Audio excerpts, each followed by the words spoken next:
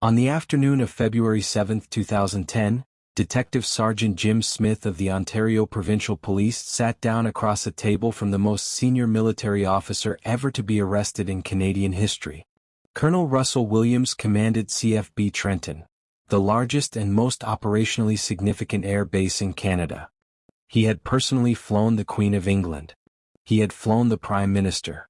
He had a distinguished career spanning decades, a wife who loved him, a brand new house being built in Ottawa, and a colleague, Corporal Marie-France Comeau, who had recently been found murdered in her home. And he had no idea when he walked into that police station that Sunday afternoon, that he was already caught. What followed over the next 2 hours and 30-something minutes is widely studied in law enforcement academies around the world as one of the most masterfully executed interrogations ever recorded. Not because of what Williams did, but because of what Detective Sergeant Jim Smyth did. Smyth did not yell. He did not threaten. He did not accuse. He built, with the patience and precision of a master craftsman, an evidence architecture so complete and so airtight that by the time he presented it to Russell Williams, there was no door left to walk through except the one marked truth. But before we get to that room, I want to talk about the man who walked into it. Because understanding who Russell Williams was, and the specific hidden psychological world he had been building for years alongside his distinguished career, is the only way to understand how a man of his stature ended up confessing to 2 murders, 2 sexual assaults, and 82 counts of breaking and entering, mostly to steal women's underwear. Russell Williams had been leading 2 completely separate lives for at least a decade before his arrest. In life 1, decorated military officer, trusted with the highest levels of national security, respected by colleagues, liked by subordinates, described universally as professional, calm, and competent. In life 2, he had been breaking into the homes of women and girls in his neighborhood, some as young as 8 years old, to steal their underwear. He photographed himself wearing it. He cataloged everything with military precision, detailed records, organized storage, careful documentation. He had over 80 break-ins to his name before he ever escalated to sexual assault. And he had been doing this, apparently without detection, for years. The escalation from breaking and entering to sexual assault to murder follows a pathway that forensic psychologists call the paraphilic escalation ladder. A progression in which an initial behavior that provides gratification becomes insufficient over time, requiring the next step to achieve the same level of arousal. Breaking in wasn't enough. Wearing the underwear wasn't enough. Taking photographs wasn't enough. Marie-France Comeau and Jessica Lloyd paid for that escalation with their lives. What I want you to hold in your mind as you watch this interrogation is this. The man sitting across from Detective Smyth is not what he appears. He is not the competent, measured, cooperative military officer performing admirably under unexpected pressure. He is a man who has been performing his entire adult life, and who is about to run out of stage. You just have to see here, Russell. The guy I was speaking with whatever night that was Russ as well. Oh, yeah. And he took every number I had. Yeah, now they were doing some pretty thorough interviews that night. So. Yeah, absolutely. I was All right. glad to see it. I'm just going to move your gloves here. That's a little microphone, just to make sure there's nice and clear. As you can see here, everything in this room is videotaped and audio taped. Check. You ever been interviewed by the police in a room like this before? I Or? have never been interviewed like this. Oh, no? Okay. No. Let's get this set up here. I guess the closest to interview by NIS for top secret clearance. Oh, yeah? All right. Well, again, Russell, I appreciate you coming in. An investigation like this, I mean, I'm sure you can appreciate it's been big news, especially down Belleville way. And, you know, obviously our approach to cases like this is that we don't give up on somebody being alive until we get evidence that they're not. So because of that, we're treating Jessica's case as an emergent situation, obviously. Yeah. So we're fast-forwarding things that we might normally take our time with. And that's why we're here on a Sunday afternoon. Sure. So, again, I appreciate it. Okay. We're going to do a pretty thorough interview today. Okay. And the reason for that is because the last thing we want is to be calling people back again and again and again. Okay. So what we're going to do is we're going to go over a number of things, and I'm going to explain what all those are to you. Okay. I'm a big coffee guy. I don't know if you're a coffee guy or I am not, a but I coffee didn't guy, want to drink actually, in yeah. front of you, so. No, I appreciate that. All right, go ahead. I could definitely, are they black? Yeah, they're just black with sugar. I could definitely take them. I just started my gum, so I probably have it a little bit. Started your what, sorry? Gum, just Oh, first piece of gum. well, there's napkins there if you want to toss it or whatever. I appreciate that. All right, and again, like I said, this interview is going to be very thorough. But again, I have a simple rule when I talk to people. It's I'm sure you're the same way. I treat everybody with respect. I don't want to ask you to do the same for me. So what we're going to do is we're going to start off by going through what your rights are, okay? Just like everybody else, okay? Have you ever been read your rights before? No. Yeah, I'm sure you've seen it on TV a whole bunch of times, but that's usually the American version, so I'll go over with you briefly, okay? Basically in Canada, as you know, I'm sure, is we all have our rights guaranteed under the Charter of Rights and Freedoms, okay? Now, Russell, just to avoid any confusion, because people do get confused when they're talked to by the police, is that you're obviously not under arrest here today, okay? Anytime you feel you want to leave here, you feel free to do so. The door's not locked. Teresa will walk you down the lobby anytime you want, okay? If there's anything that comes up in our interview today, Russell, that you feel you want to talk to a lawyer about, you just let me know, okay? And the reason for that is I want to explain to you exactly what's going on here, okay? Jessica Lloyd is one of 4 cases that we're currently investigating, okay? And essentially what's happened is over the past about 4 or 5 months, there have been 4 occurrences that, like I said, that we're looking into. 2 of those occurrences occurred in September of 2009, and very briefly, they were up in the Tweed area. They involved somebody entering 2 different women's houses in the evening hours and committing sexual acts. Okay. In November of 2009, a young lady by the name of Marie-France Como was found murdered in her home in Brighton. And we believe that there was a sexual component to that crime as well. And then most recently we have Jessica Lloyd's disappearance. Okay, so essentially when you're looking at those kind of crimes, we're looking at a number of different potential criminal charges. All right. We're looking at issues all the way from the most serious one, which is first-degree murder, kidnapping, sexual assault, break and enter with intent to commit sexual assault, forcible confinement, okay?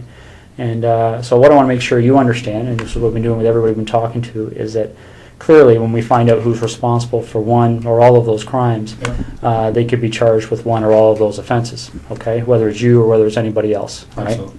And that's why it's important that we make sure that people understand what they have to do and what they don't have to do when they're talking to us, okay?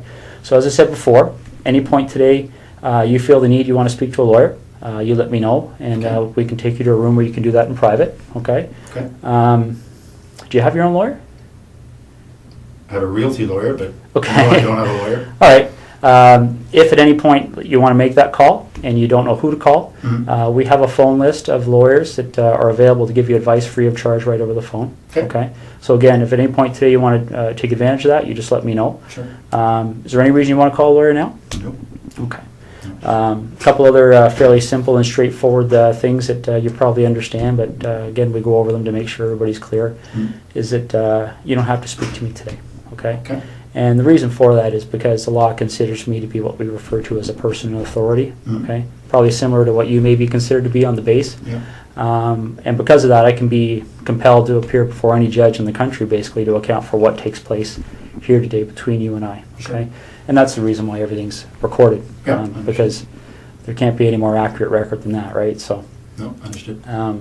And the other thing I want to make sure you understand is that, you know, you mentioned a second ago about Ms. Como being one of your work associates. So I don't know what's happened since November on the military side of things, but what we want to make people clear on is that if you have been spoken to by any person in authority or any police officer about any of those cases, I don't want what they may have said to you to make you feel influenced or compelled to say anything to me today, okay? Whatever you might have felt influenced or compelled to say to them earlier, you don't have to repeat it to me and you don't have to say anything further, okay? But obviously what you do say, you know, for the third time is being recorded, right? So, understood. These first 2 attacks happened not that far from my place in Tweed. Well, the second one did. Yeah. We didn't even know the first one had happened, but I understand that was reasonably close as well. But the second one was very close. Yeah. So certainly at the time, the OPP did a door-to-door. Yeah. Within a couple of days, probably the same night. So I spoke with a couple of guys then. Okay. Yeah, and I'm aware of that from looking at the different cases. And essentially, Russell, in a nutshell, that's what we wanted to talk to you about. Okay, those 4 cases are of concern to us, and you've kind of almost hit the nail on the head about some of our issues that kind of make us want to talk to Russell Williams. Okay, because essentially there was a connection between you and all 4 of those cases. Would you agree? Geographically, and then I guess I drive past. Yes, I would have to say there's a connection. Yeah. Yeah, and that's why I'll be quite frank with you. That's why things kind of evolved when the officers talked to you on Thursday night. Okay. We kind of went from there because when I think you discussed with them the fact that you were a colonel at the base.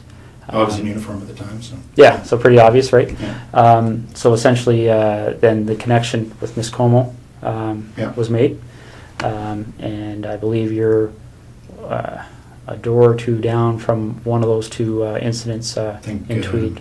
3 doors down, yeah. Yeah. Very close, absolutely. Yeah, exactly. So those are some of the issues we wanted to discuss with you. Yeah. Okay. So just getting back to these 4 incidents that we're talking about. Maybe you could just give me a little bit of history as to your arrival in the base in Trenton. When did you start working there? Friday on the day I was.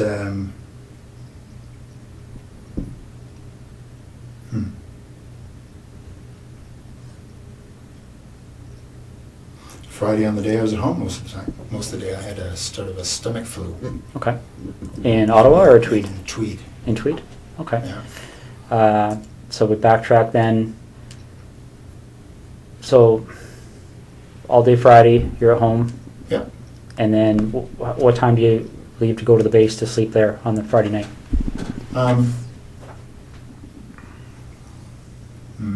Not sure. Probably just went in for just before bed. So I probably left Tweed at between 8 and 9 or so. Okay. And you get to the base and spend the evening there and get up for the 5:30? Yep. Okay. That's right. So we backtrack from there. When did you arrive at your home at the cottage? I don't want to get confused between your home in Ottawa and the home in Tweed. So, no, I had been in Tweed all week. Yeah. The week prior now. Yeah, I think that's the case. Was in Tweed all week. Flew Saturday. Headed to Ottawa Saturday night. Okay. So if you didn't have the stomach flu on the Friday, what was your schedule that day? 8, really. Okay. What would have been my schedule? Just a standard schedule in the office. Okay. So ops brief in the morning, couple of meetings. I can't remember what the specifics were going to be. Okay. So Thursday night you slept at Tweed, or you? Yep. All right. And what did you do Thursday during the day? Thursday during the day I was at the base again. I think it was a fairly standard day. I can't recall exactly, but yeah, nothing. I was not flying, so I was at the base. So I would have gone in early in the morning, back in the evening again. Okay. Do you remember what time you left the base that night?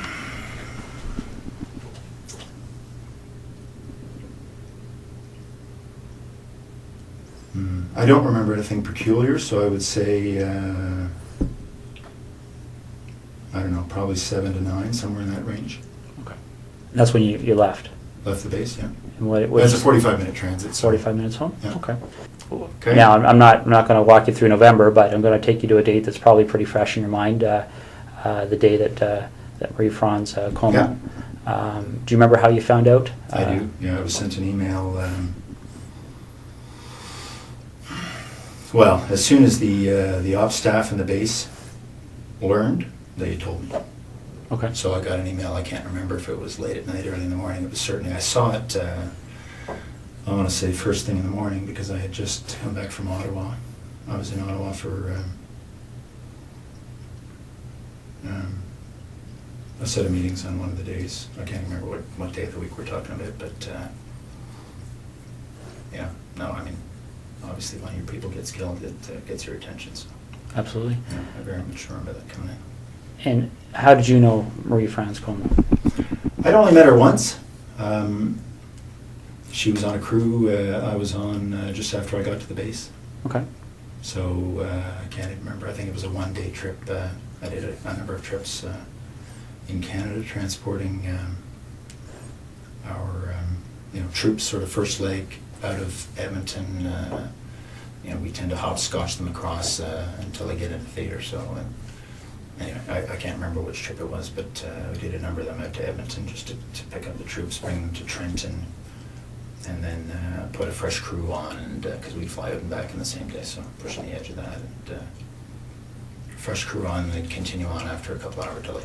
Okay. Do you know roughly when that happened? That we were on the same crew? The time you met her, the one time there, yeah? It was soon after I got to the base, so I don't remember exactly, but I would say in the first couple of months, so August, September. Okay. Yeah. Now, you got that email notifying you that something had happened. Yeah. Do you have any kind of a clear recollection as to how your schedule was going that week? Well, I can't remember what day that the message came in. Just a second.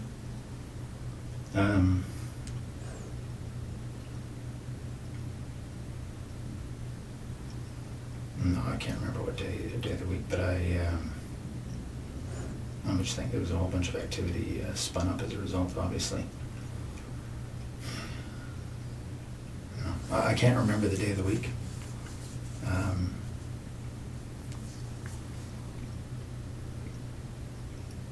I'm just trying to think through the news reports I read.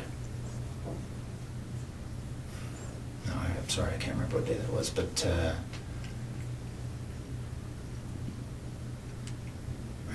what we learned after the fact was that the MPs had learnt of her death, I think quite a bit after her body had been discovered. Okay. So I think what happened, sorry, just a second.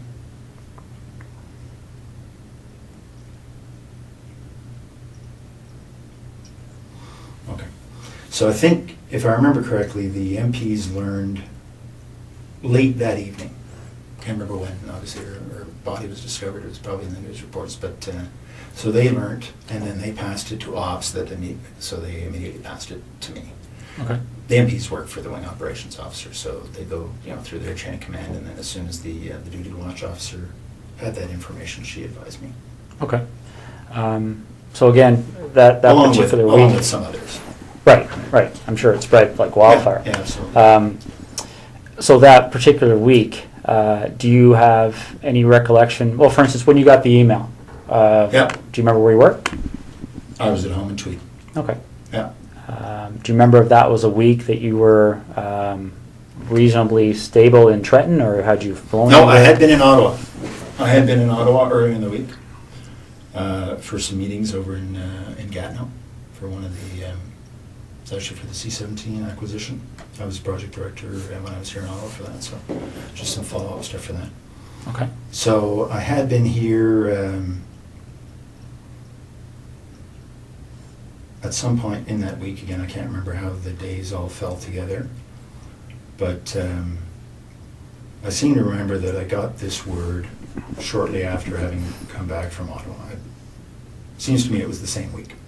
So if we were to do a similar investigation in your background, is there anything you can think of that anybody may have misinterpreted, or anything in your history that somebody might say Russell Williams Absolutely. did this? No. Okay. Be very boring. What's that? It'll be very boring. All right, because essentially that's what I'm looking at. Is that you seem like a very intelligent person, and I think you can see how a surprise like that would certainly set off Absolutely. some alarm bells in There's our investigation, right? Okay. So the next thing we need to cover off is, well, I'll just ask you this straight out. Given the types of crimes we're investigating, do you get much chance to watch television shows, CSI, things like that? I do watch, I prefer Law and Order, but I do watch CSI occasionally, yes. Okay. So you have an idea of, obviously, the forensic capabilities, things like that are out there. What would you be willing to give me today to help me move past you in this investigation? What do you need? Well, would you be willing to supply things like fingerprints, blood samples, Sure. things like that? Yeah. Okay. Footwear impressions? Yeah. Okay. All right. I think that's what we're gonna ask you to do. Okay. All right. Now we have a process we have to go through to do that. Okay. And for the blood sample, I don't take the blood sample. We have specially trained officers that are trained to do that. Okay. I'm going to step out and make sure they're still available. Can I assume you're going to be discreet? It's possible. Yeah. Because, this would have a very significant impact on the base if they thought you thought I did this.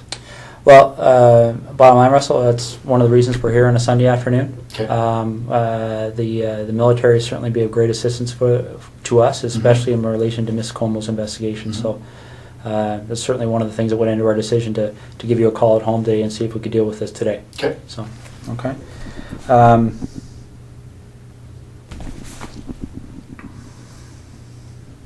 Because it's tough to undo the rumor mill once it gets started. But I appreciate that. Okay.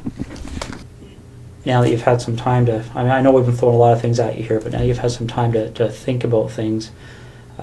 Is there anything that you're concerned about that buccal swab matching in any of those 4 residences? Is there, I guess, let me explain what I'm getting at here, Russell, okay? This is a significant investigation, as you can well imagine. Yeah. That DNA is going to be significant in our investigation, both quite possibly to help you, quite possibly to help us. Understood. I don't know yet. I don't know what the result is yet. Mm-hmm. And I'll go back to the example I gave you because it's a very similar issue, I think. And you talked about the idea of discretion here. Okay. Mm-hmm. You talked about the idea that I think hopefully you appreciate the fact of how we approached you here. Yeah, absolutely. And essentially, we have no issues with that. Okay. We talked recently about the whole idea of any unusual sex acts in your history. Mm-hmm. But another thing that can often happen in cases like this is that people become concerned about things like extramarital affairs, indiscretions along those lines. Mm-hmm. Is there any contact that you may have had with any of those 4 women that you may not want your wife to be aware of? Anything like that that we should know about to try and explain why, if your DNA is found, it would help us understand why it may be there? Absolutely not. Okay. Can you think of any reason why we would find your DNA in any of those residences? Let's focus on, well, for instance, I believe, let me just check the name there, make sure I've got the right address. I'm talking about the house that was just a couple of doors down from you there in Tweed. A couple of doors down was Lori. I don't know her last name. I don't know. Mazzacati? I don't even know what her last name is, but there's the woman down the road, 3 doors down. Her name is Lori. I don't know her last name. All right, let me just make sure we're on the same page here.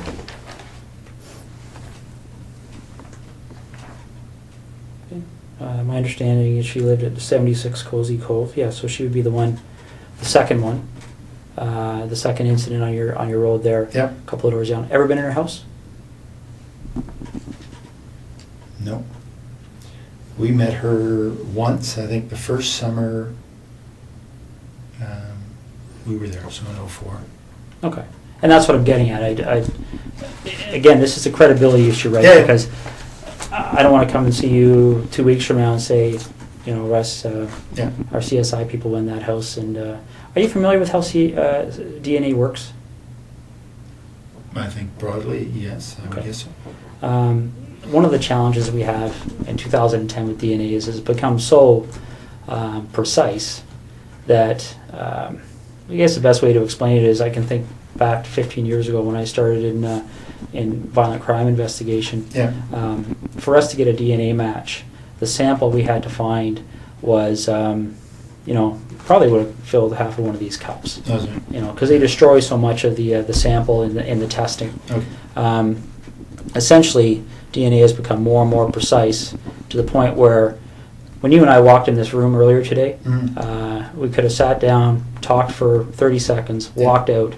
CSI officer could have come in 3-4 days from now, done some swabs here, and he would have found your DNA and my DNA, and probably a lot of other people's DNA. Sure. A little bit gross to think about, but essentially, as we talk, a little bit aspirate comes out of our mouth that contains our DNA, our bloods, or our skin cells contain our DNA, and that's what I'm getting at. If you were ever in Laurie's residence, quite possibly, quite innocently, your DNA could be in that residence. Has there ever been a time you've been in there? No. Okay.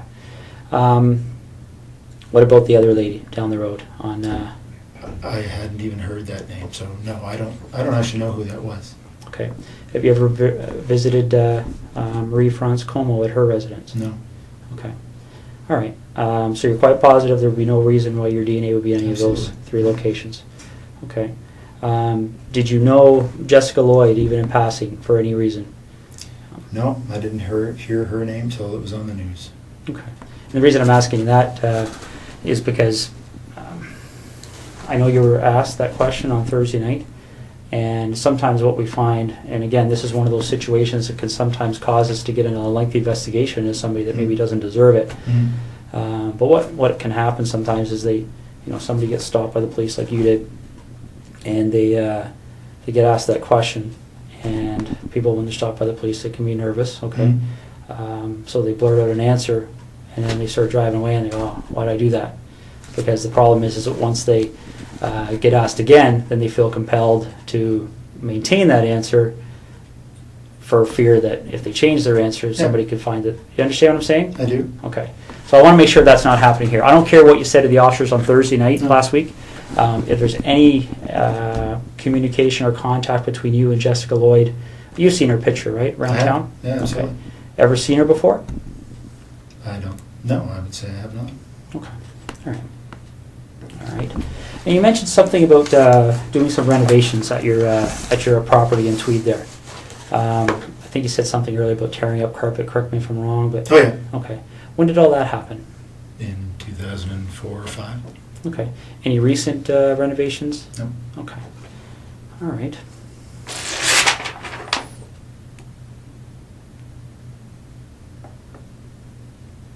Just want to make sure I'm covering all the bases here. Okay.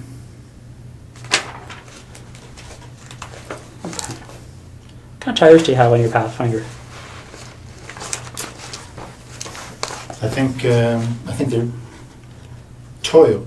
Okay. Do you know the brand name, or sorry, the I think make? that is I don't remember. Sorry, the make is Toyo. Yeah. I don't know the model. Okay. Just see, I'll read this off to you, see if it rings a bell.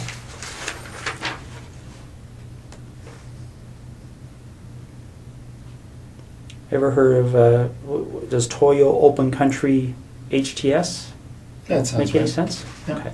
When did you have those tires put on your Pathfinder? Well, it's the second version we've had of them, so I think it might have been this past fall. They replaced other ones we'd had on the same. Okay. Well, Toyo, I can't say that they were exactly the same model, but our dealership here in Ottawa says they're very popular for the Pathfinder, so Okay. they were good.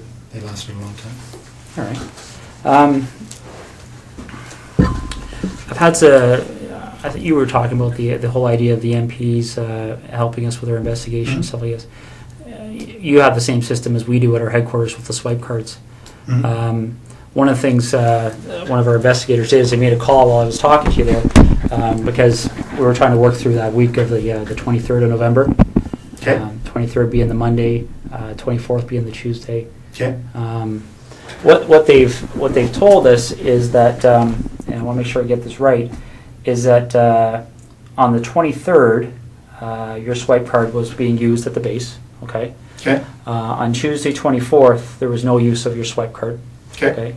And then on the following days, the Wednesday, Thursday, Friday, there was what appeared to be average activity of your Okay. swipe card in the base. Does that make sense to you? It does. That says that I was in Ottawa on the Tuesday. Okay. Do you remember where in Ottawa you were? Yeah, I was in Gatineau with, as I said, meeting about the C-17. Okay. Now, again, I want to be fair to you here. We're going back 2 months. Yeah. Are you sure that would have been the day you were in Ottawa? Well, only because I wasn't at the base. Okay. So I can't remember, honestly, that that's the day I had the meeting in Ottawa, but if I wasn't at the base, it was because I was here. Okay. Now, if that is the day you had a meeting in Ottawa, do you remember being at the base on the Monday, the 23rd, and swiping your card in and out? Do you remember what you would have done that evening to get to Ottawa for that meeting? Like, would it be... I drove to Ottawa in the morning of the day of my meeting, so if it was the Tuesday, then I would have left Tweed. It was a very foggy morning. Okay. That morning. I drove in that morning. Okay. So I would not have been at the base the day I was in Ottawa, because the meeting started at 8:30 or something. Okay, so you leave the base, you would have went home to your residence in Tweed, Yep. and then you left Tweed in the morning and drove up to your meeting in Ottawa. Yep. Okay. You leave the meeting in Ottawa is a daytime meeting, evening meeting, or do you remember? Yeah, it was a daytime meeting, finished, I don't know, mid-afternoon or so. Okay. We had lunch and then finished. I think my wife and I had dinner because she was here for work, and then I headed back. Okay. Well, these are the kind of things I'm trying to draw out here. That's helpful to us. Do you remember where you had dinner? Well, I don't remember exactly the restaurant, but it was in Westboro because that's where our house was being built at the time. So we had dinner, in a restaurant that we would expect to be able to frequent once the house was finished. Okay. Remember how you paid? One of us would have paid by MasterCard. Yeah. Okay. Are you sure about that, or? Pretty sure. That's normally how we Okay. pay for meals. All right. Can't remember if it was me or my wife that paid, but one of us. Okay. And do you remember which restaurant it was again? No. Okay.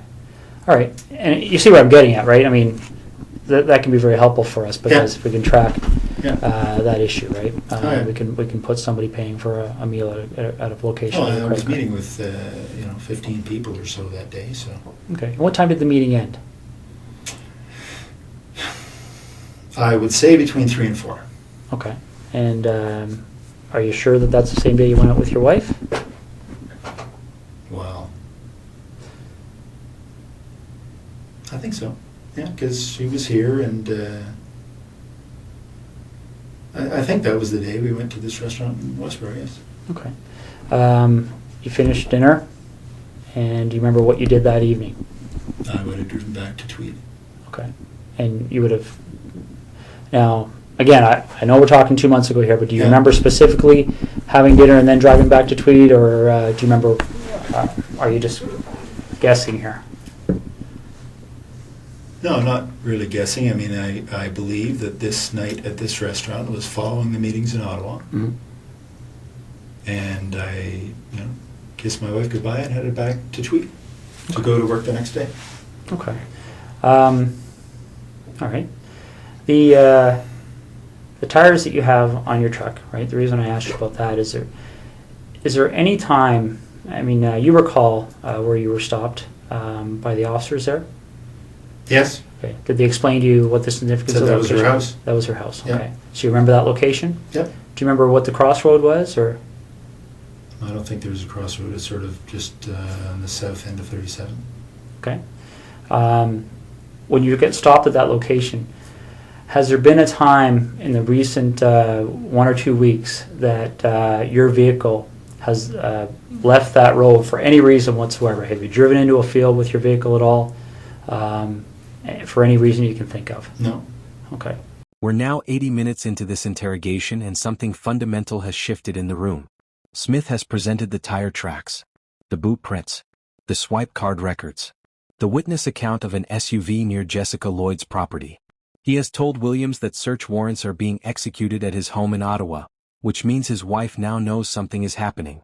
He has mentioned Marie-France Comeau's writings referencing Williams specifically. He has laid out, with quiet precision, an evidence picture that points in one direction. And Williams has said almost nothing. But in the last few minutes something has changed.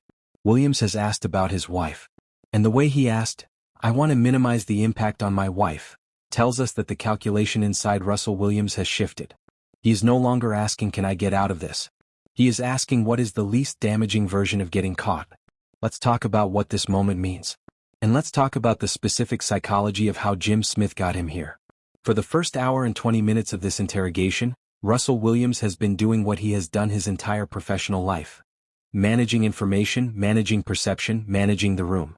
He answers questions with precision. He volunteers nothing. When caught in a potential contradiction, he retreats to uncertainty. "I'm not sure. I can't quite remember." That may be the case. He presents himself as cooperative without actually cooperating.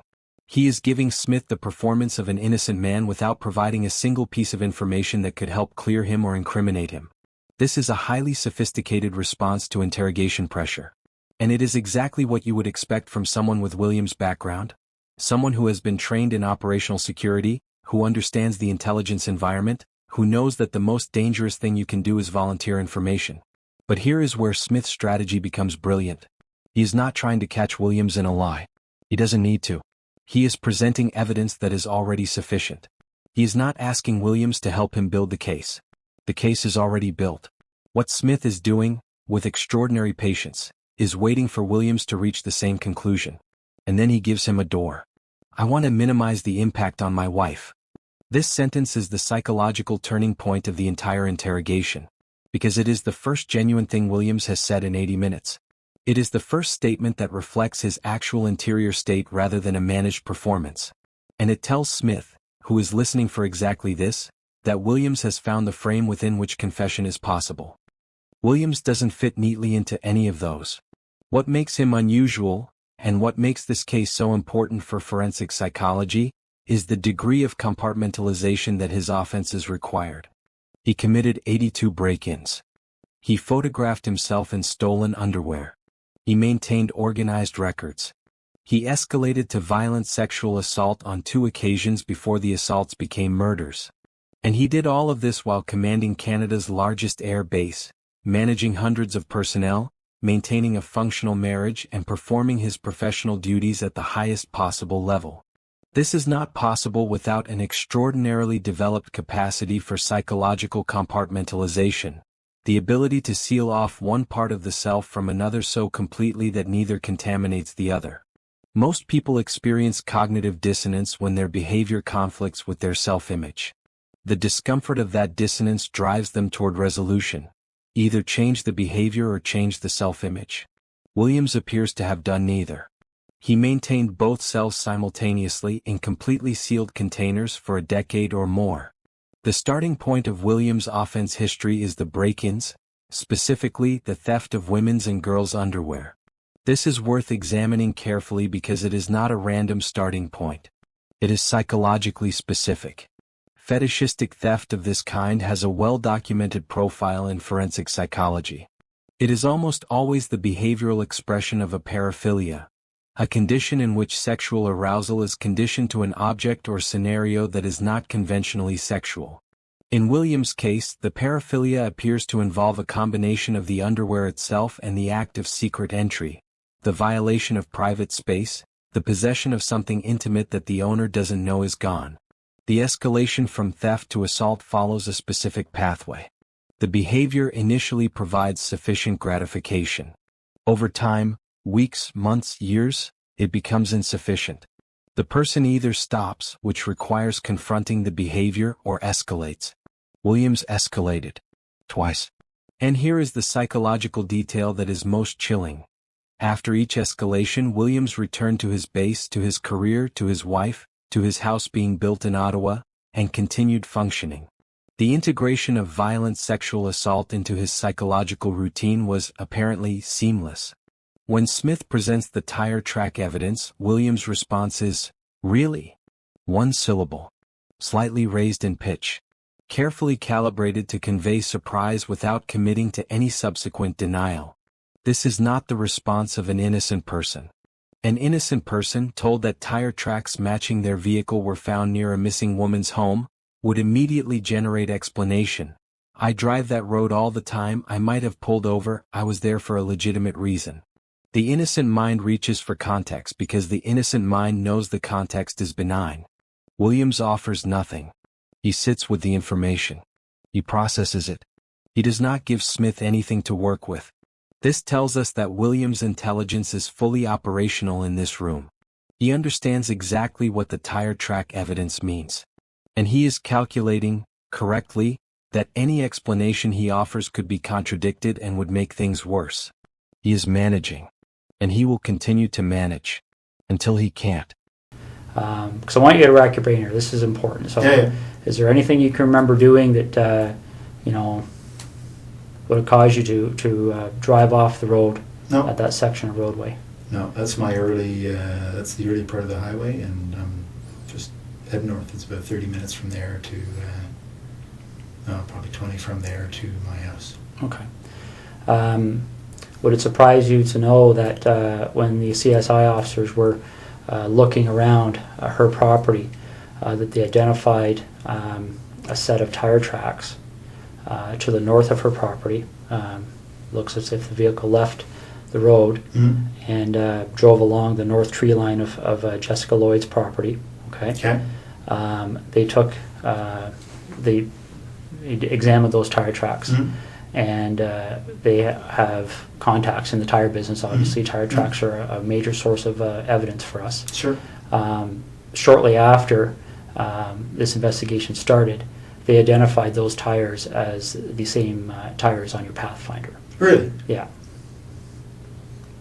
Okay. Okay.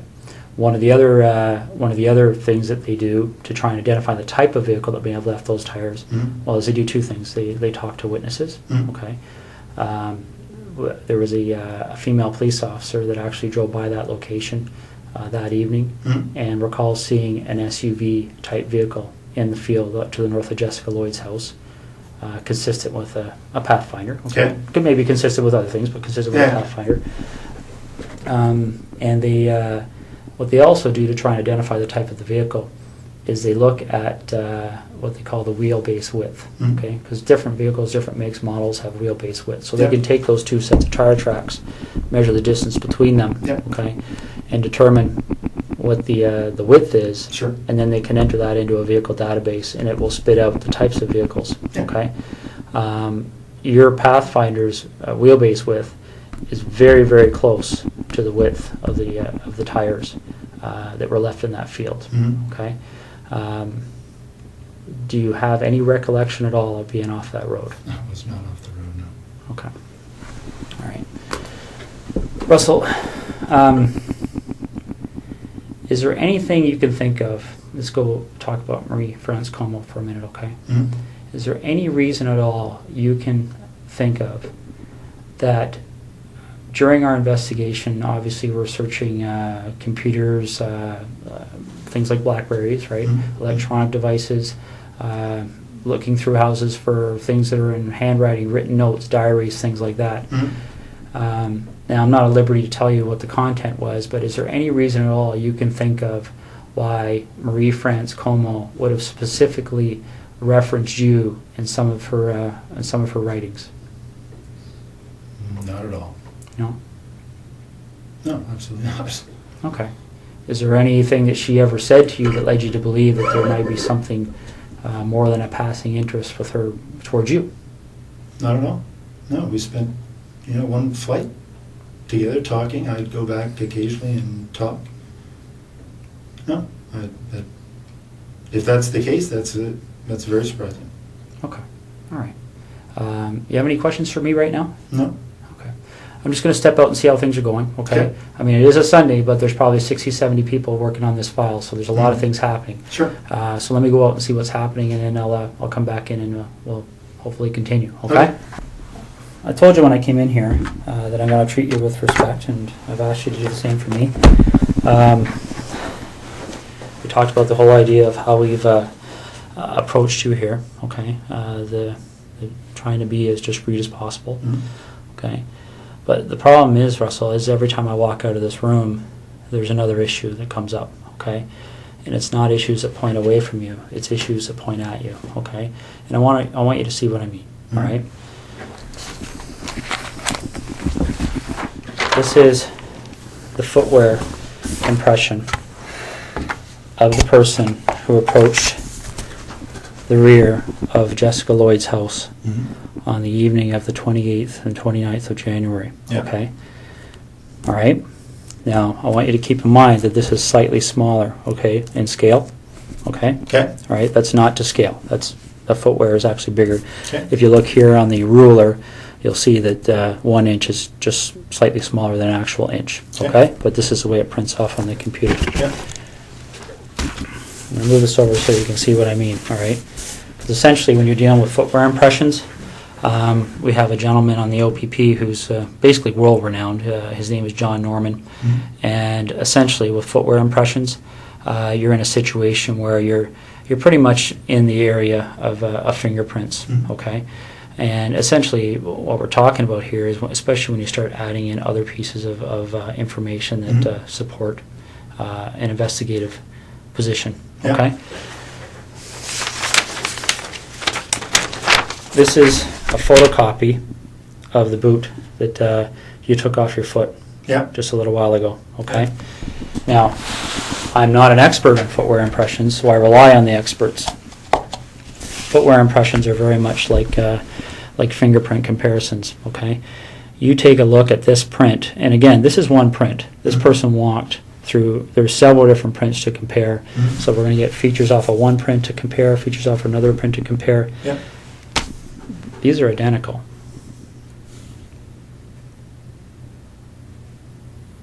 Okay. Your vehicle drove up the side of Jessica Lloyd's house. Your boots walked to the back of Jessica Lloyd's house on the evening of the 28th and 29th of January. Okay. You want discretion. We need to have some honesty, okay? Because this is getting out of control really fast, Russell. Okay, really, really fast.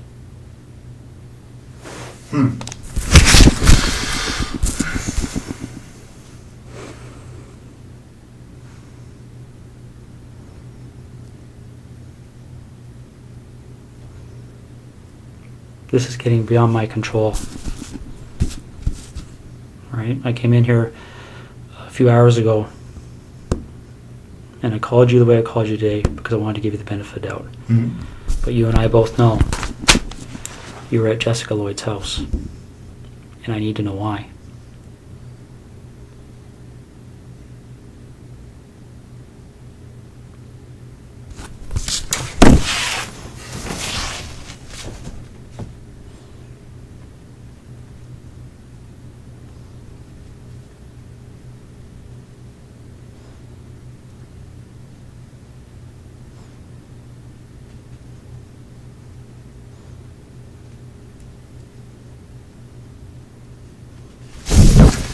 I don't know what to say. It's Well, you need to explain it because this is the other problem we're having, Russell. Okay? Again, these decisions are made by me. Right now, there's a search warrant being executed at your residence in Ottawa. Okay? So your wife now knows what's going on. There's a search warrant being executed at your residence in Tweed, and your vehicle's been seized. Okay? You and I both know they're going to find evidence that links you to these situations. Okay. You and I both know that the unknown offender, male on Marie France Comeau's body, is going to be matched to you, quite possibly before the evening's over. Okay. This is a major investigation. The Center of Forensic Science is on call 24 hours a day helping us with this.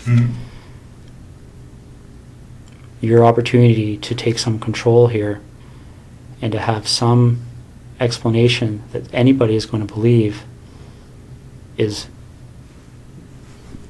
quickly expiring. Okay? We're applying, the investigators now applying for a warrant to search your office. All right, these aren't decisions that we can say yes or no to. This is a practical steps in an investigation like this. And Russell,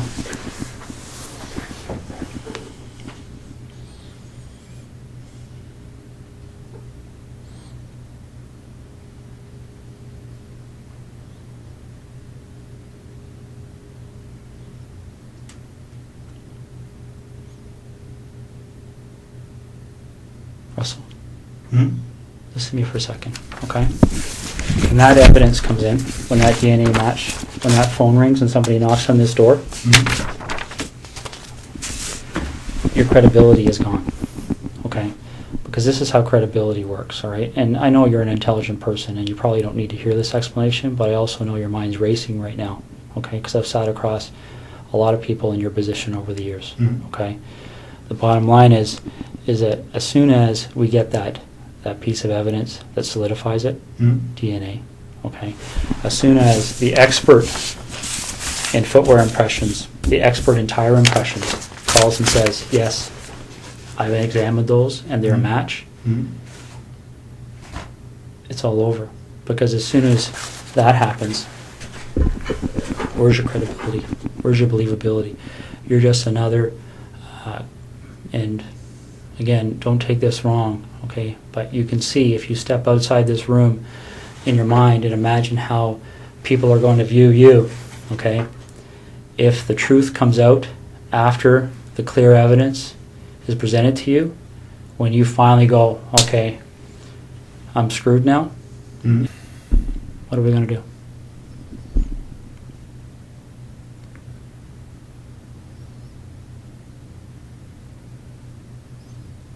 Russell, you know there's only one option. What other option is there? What's the option? Well, I don't think you want the cold-blooded psychopath option. I might be wrong. Okay, because don't get me wrong, I've met guys who actually kind of enjoyed the notoriety, got off on it, got off on having that label. Bernardo being one of them. I don't see that in you. If I saw that in you, I wouldn't be back in here talking to you, quite frankly.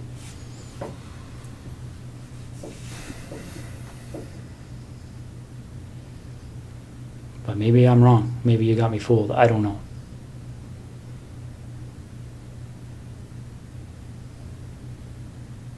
This is over. And it can have a bad ending where Jessica's parents continue to wonder where her daughter's lying.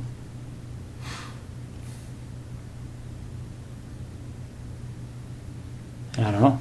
I mean, obviously there's a huge search still underway and it'll continue. It'll continue until her body's found. That might even happen tonight for all I know. Once that happens, then I don't know what other cards you would have to play.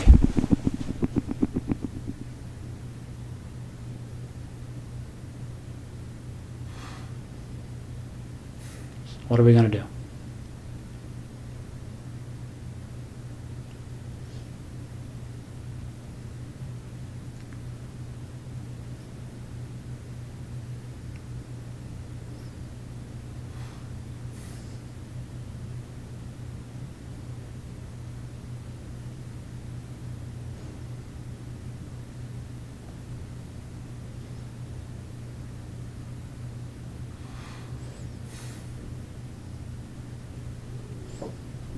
Russell, what are we going to do?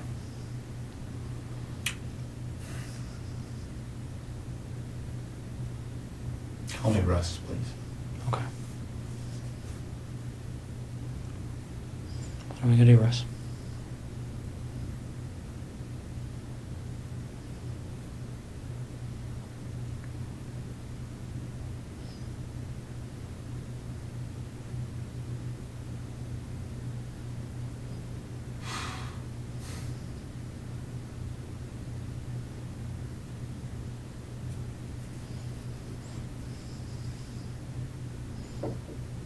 Jessica somewhere we can find her easily?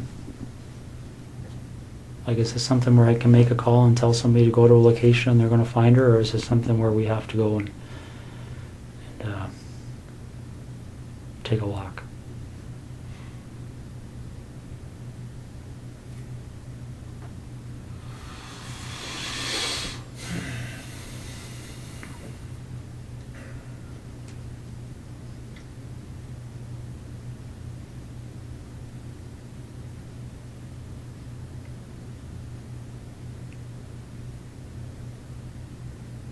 Which direction are we heading in here?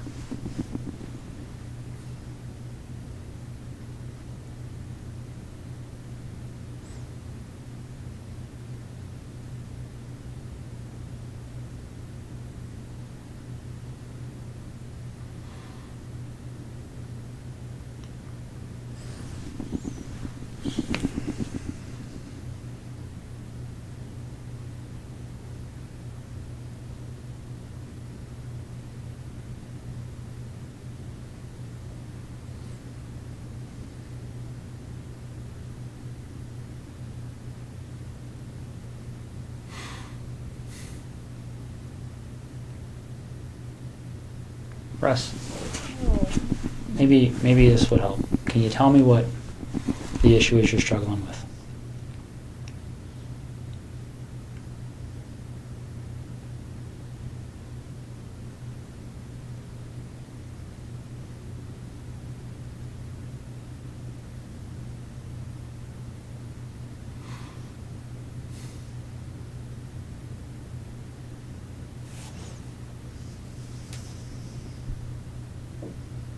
What's the issue you're struggling with?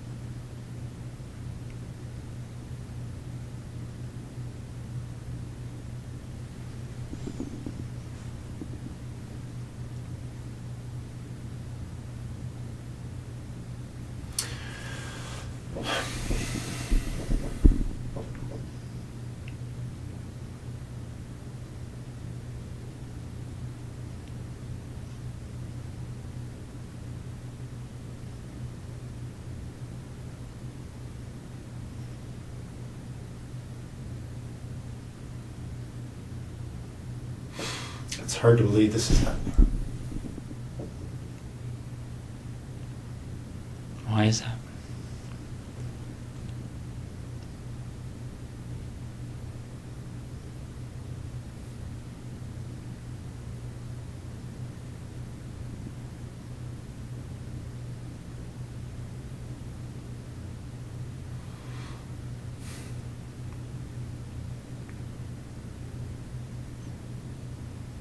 Why is it hard to believe?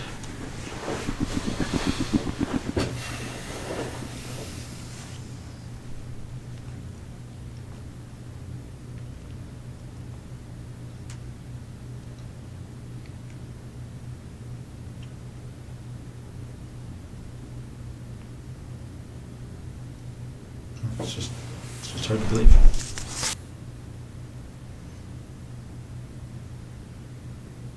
Whose decision was it? And we're going to find out the answer to this anyway. But whose decision was it to issue the directive to the base personnel that nobody had to speak to the police and to seek legal counsel before they were questioned? It's I don't think that was... my understanding that direction came from somebody that reports to you.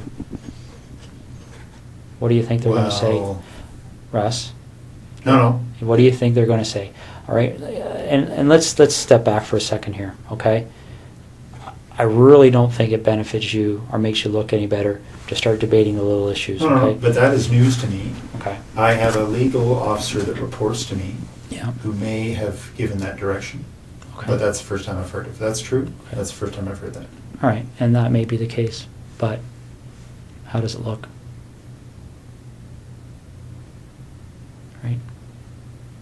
We're not even dealing with something that's really even evidence, because it's not needed. I mean, when No, you no, have, but when you have DNA and all this other stuff, that's not even What really was the an issue. direction?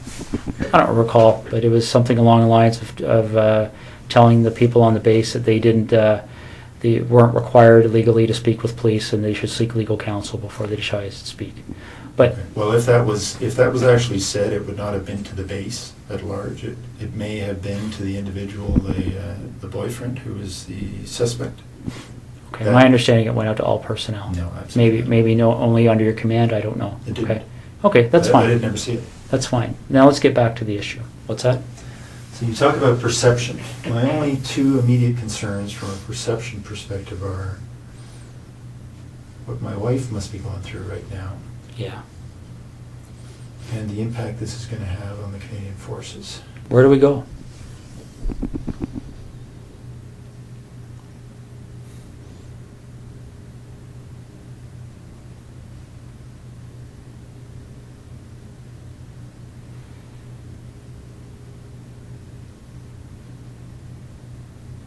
Russ, is there anything you want from me? Is there anything you want me to explain? Is there something missing that you're struggling with that I can shed some light on for you?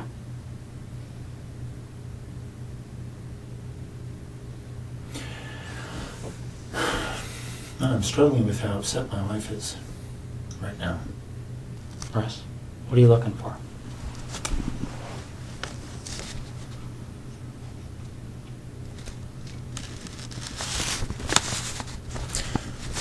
I'm concerned that they're tearing apart my wife's brand new house. So am I. But if nobody tells them what's there and what's not, they don't have any choice. Computers will be brought to Microsoft in California. They'll be picked apart. You can't erase things from computers. It doesn't happen. I'm sure you've seen that. I'm sure that's pretty common knowledge these days. It just doesn't happen. They sell programs that to try and help people clean their computers of stuff, and our guys are pulling that stuff out all the time. The FBI is pulling that stuff out all the time.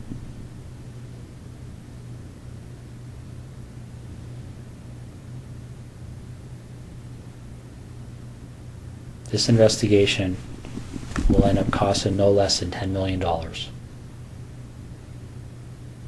Easy. And they will say no to nothing.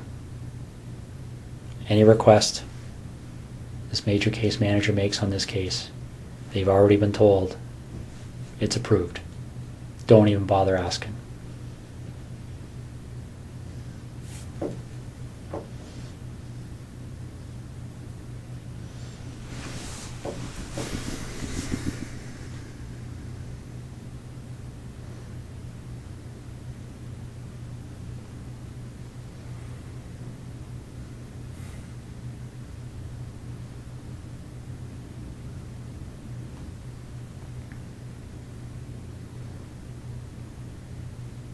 So what am I doing, Russ? I put my best foot forward here for you, bud.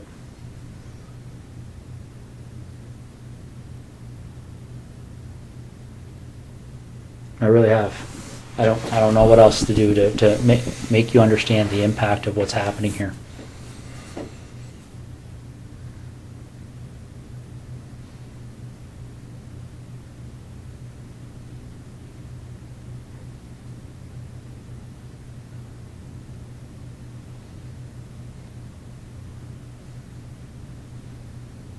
Did we talk? I want to minimize the impact on my wife. So do I.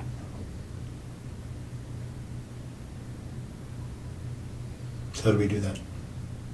Well, we start by telling the truth.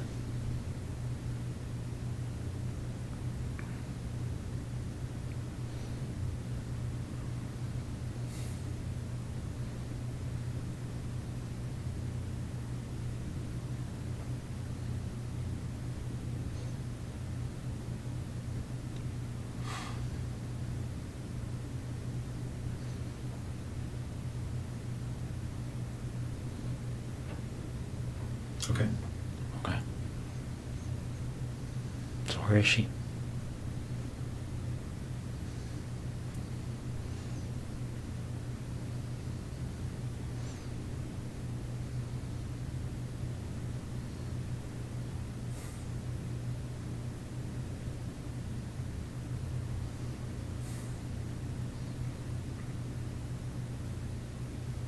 Got a map?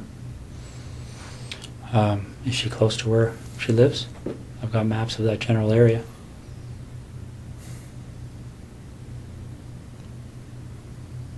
Which town is she near? Why don't we start there?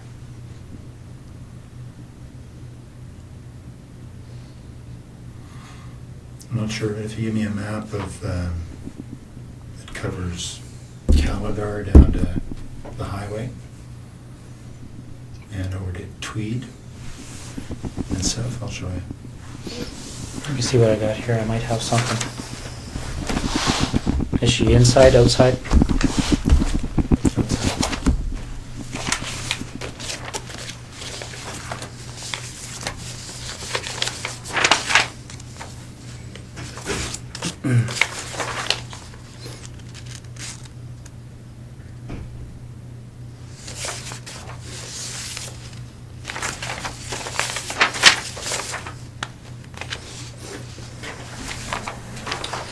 Probably the biggest area I have there, Russ.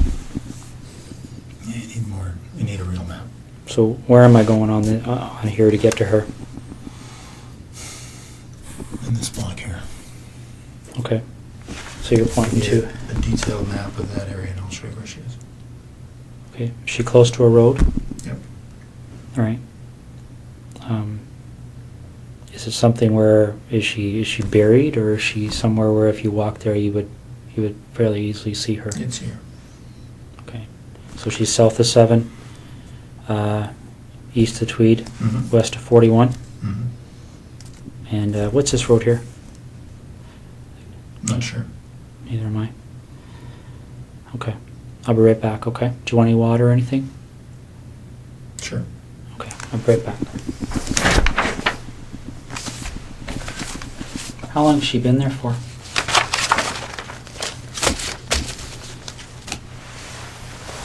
A little over a week. Was it fairly quick from the time she left? Friday night. Friday night? Yep. So where was she between Thursday night and Friday night? In Tweed. With you? Yep. How long was she alive for?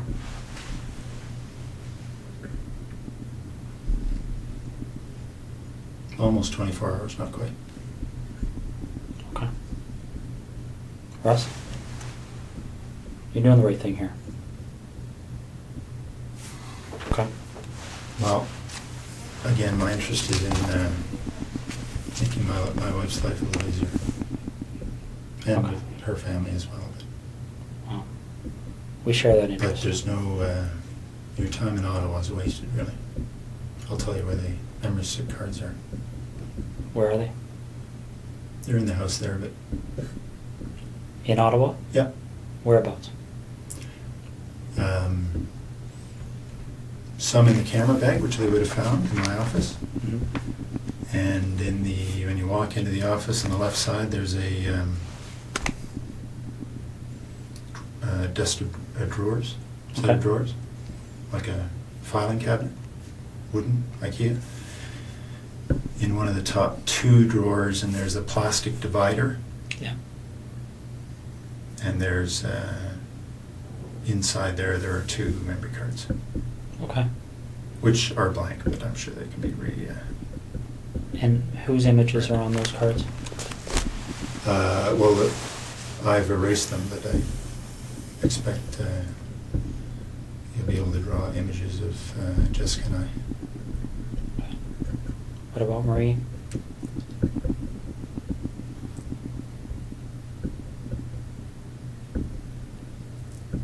There may be images on there as well. Okay. And the 2 women from September? Yep. Okay. Do you have those images stored anywhere else?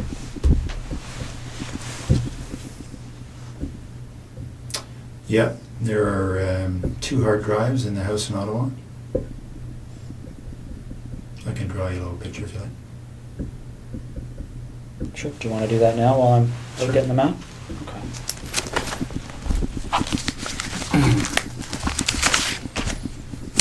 You want anything to eat or anything? Leave that with you. Okay. Sure.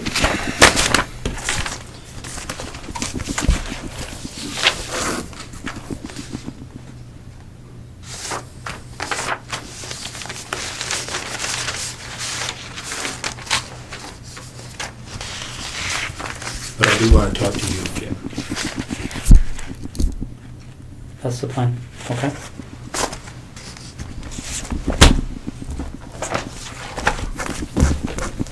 I'll be right back.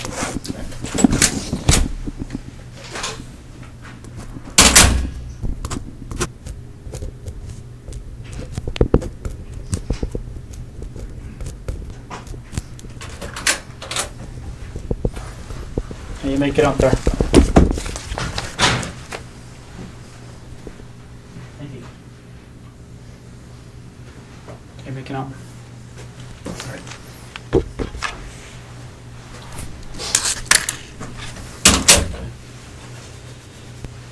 Somebody running around looking for an actual map, but I did the same thing with the Google Maps. Just have to blew them up a little bit more.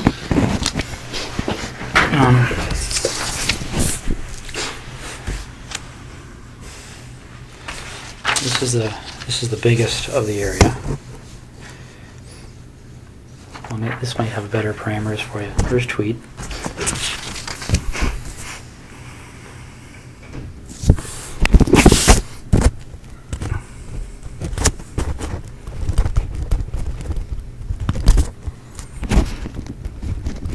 .7 km from this intersection on the side of the road. And what road is that? Kerry? South of, can't read that word. East Hungerford? Does that make sense? Oh, there it is there. Okay. How far off the road is she? 40 feet. Is she covered with anything? She's wrapped up. In She's what? on the surface. Just a gray something or other cover. Okay. Barry, the obvious question I'm going to have for you is, when they go there, and they'll be there shortly, they're going to find her? Oh yeah. Okay. I'll be right back. You look like you want to say something. Just that this place, my wife, it's been a dream for the better part of a year, so I'm keen to get them what they need and so they can leave her alone. Okay. Well, we're going to do our best to keep that as low key as possible, okay? What do you want to talk about? Because it's pretty wide open now, eh? Yeah. What do you want to know? Well, do you want to work forwards or backwards? Doesn't matter. Why don't we start with Jessica? Okay. How does that start for you?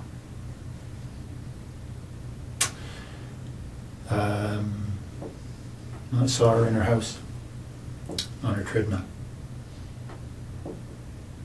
Wednesday night, I guess. Then I noticed she wasn't there Thursday. So I got into the house to look around.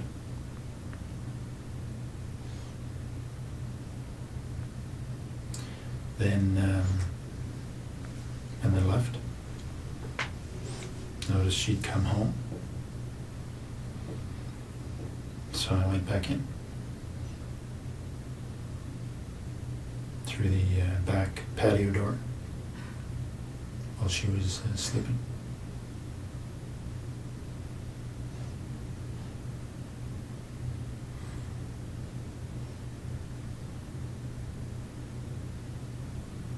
Okay. So I woke her up.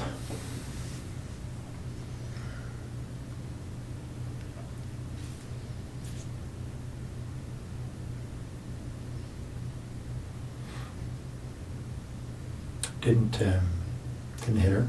She only hit her once. Friday night.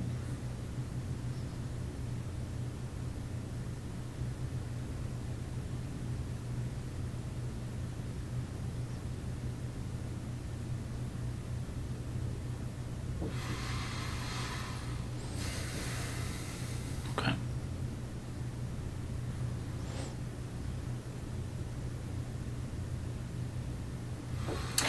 Well, so I raped her in her house, and then I took her to the car and took her to Tweed.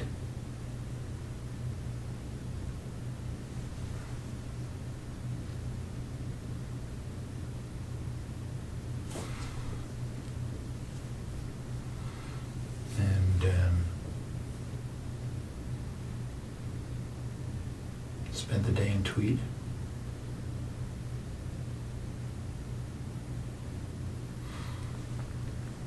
And then I hit her as we were walking. She thought we were leaving.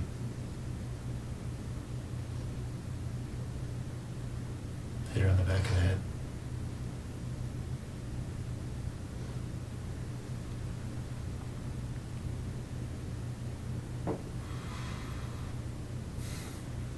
Okay.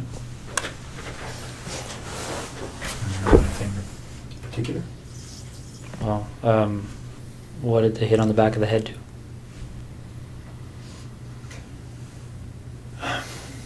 Well, I was surprised that her skull gave way. She was there and immediately unconscious. And I strangled her. Okay. What did you hit her with? Flashlight. Okay. In the house or outside the house? In the house. Yeah, they'll find signs of that. Where in the house did this happen? In the main portion, just in front of the fireplace. What do you mean they'll find signs of it? Oh, there's quite a bit of blood. I hadn't expected. I'd expected to knock her out. But obviously generated a lot of blood. What did she bleed onto? The floor. It's just tile floor. Okay. Did you clean it up or did you? I wiped it up. I know it'll be easily spotted. What makes you think that? Like, if I walked in that house right Well, now, would I see it? You wouldn't see it, not at all, but, you know, the right signs will show it, I'm sure. Okay. So when that happened, did she have clothes on or was she naked? Yeah, or? she was dressed. Okay. So when we find her, is she going to have those clothes on too? Yeah. All right. Okay. Marie France Como.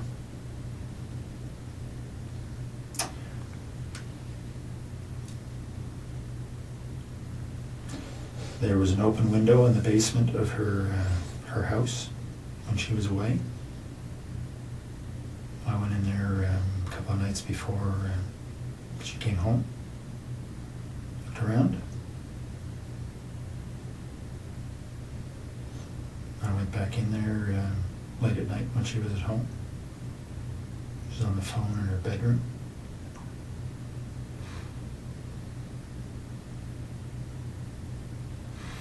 She actually discovered me in the basement. She was trying to get her cat to come upstairs, and the cat was in the basement, had seen me and was fixated on me in the corner. She couldn't get the cat up, so she came downstairs to try and get the cat, and weren't sure why she came over to me. I guess the cat was staring at me, and she was wondering what the cat was staring at. The lights were on.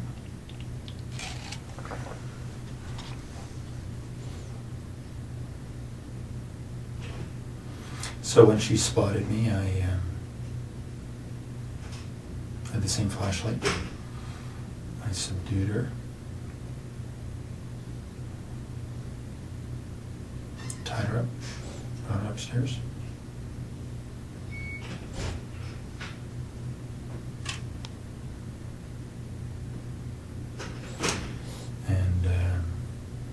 strangled her later in the morning. Well, more suffocated her. Some tape.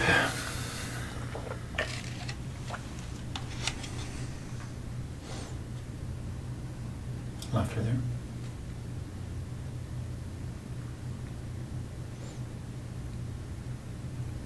How did you subdue her? When you say subdued her in the basement, what did you do? Well, I had the same flashlight, and you know, she saw me right away, so it was just I hit her a couple of times and around her head, try and knock her out. Didn't, but she was bleeding a little bit.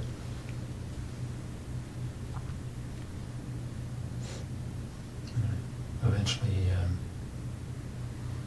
through a struggle, subdued her.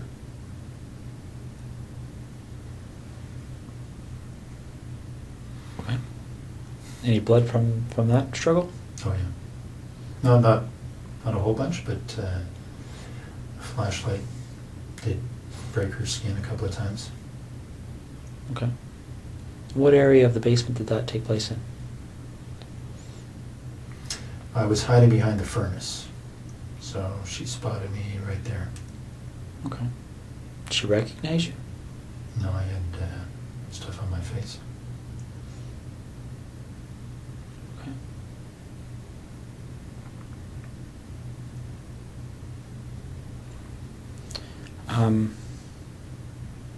So you go upstairs, and you said she suffocated? Well, I suffocated her. I put tape on her. I put tape on her mouth, and then I put tape on her nose and held it there so she couldn't breathe.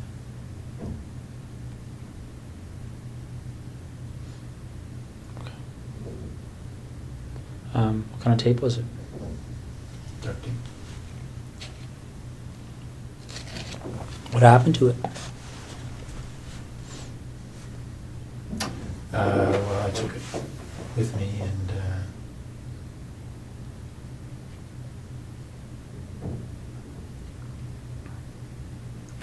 can't remember what actually I did with that tape, but probably threw it in the garbage. Did you use tape for any other purposes?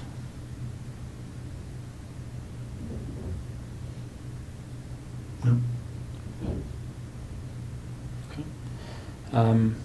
Did she ever recognize you through this whole episode? No. What did you say you had on your face? I had just a cover for my head, just a, a sports, pullover type, like just a little cap kind of thing. Okay. Just a, I think, lycra or something. And just a headband over my nose and mouth, so it covered most everything but my eyes. Okay.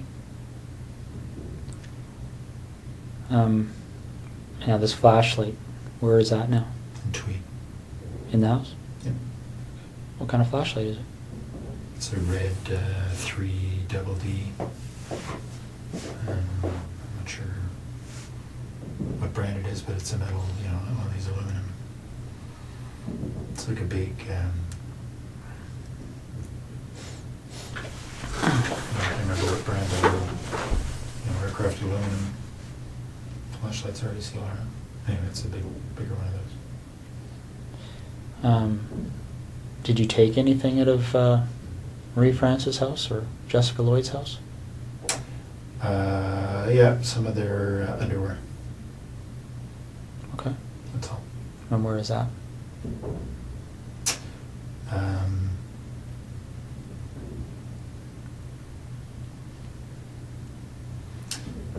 It's in some boxes in the basement here in Ottawa, in that rec room. So we just moved in, so there are boxes everywhere. So on the same side as the furnace room, sort of in the back against the wall. Okay. What do the other boxes look like?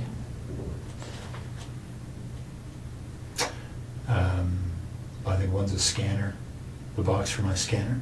Mm-hmm. They're all right next to each other, so a quick look through the boxes there will find it. Okay. How much underwear is in those boxes?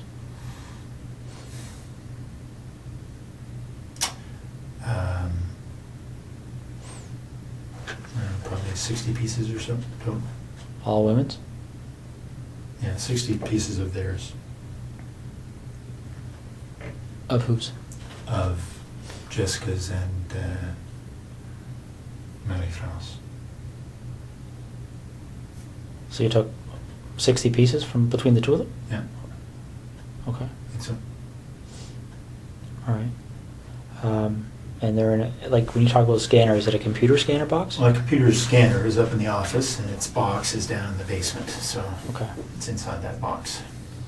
Does any of the underwear in those boxes belong to anyone other than Marie-France or Jessica?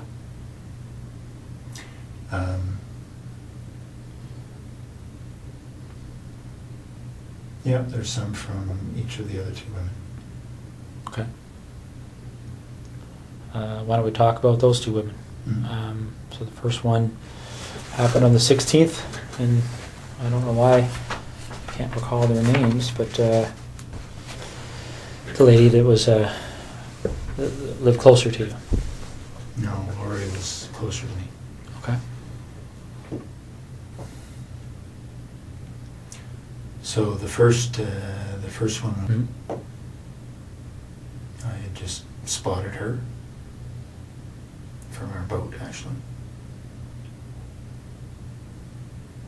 I got into the house while she was asleep, noticed that she was alone.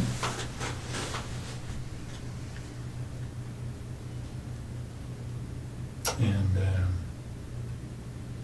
just hit her with my hand while she was sleeping.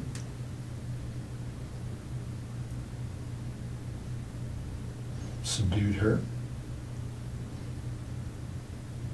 Mostly just my weight on top of her.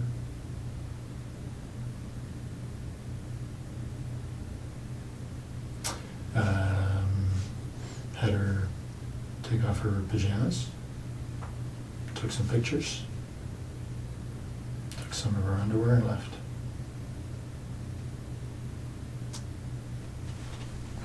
And the other woman? Same kind of deal. Got in through the back of the house.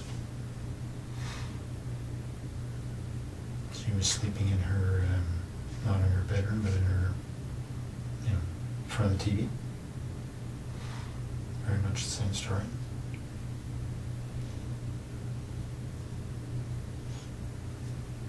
Anything different about that story? I mean, yeah, pretty much the same story and exactly the same story are two different things, right? Yeah, no, not much different at all. I did have the flashlight that time. I hit her with a flashlight. And thinking it would knock her out. Didn't. So, and I subdued her with my weight. Took off her clothes, took some pictures, and left.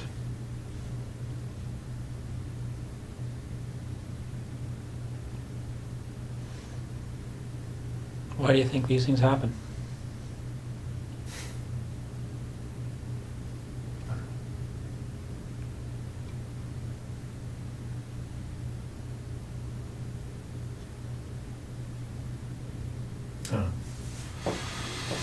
Have you spent much time thinking about that?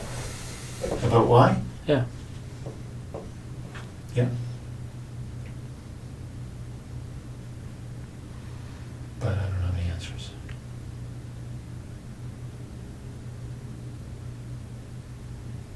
And I'm pretty sure the answers don't matter. Well, let me ask you this: did you like or dislike these women? I didn't know any of them. Okay. I had met Marie-France that one time in our airplane. Okay. No, I guess when you're going through these things, are you? Well, let's talk about Jessica because she was there with you for the whole day. right? Mm. What kind of feelings were you experiencing while you were with her that day?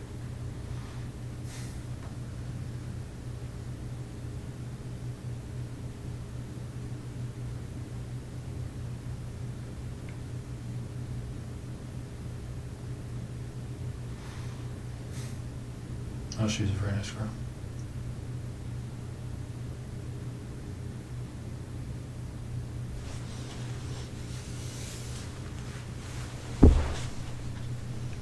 Can you tell me why you killed her? Right? Do you know why you killed her? Well, I think I killed her because I knew that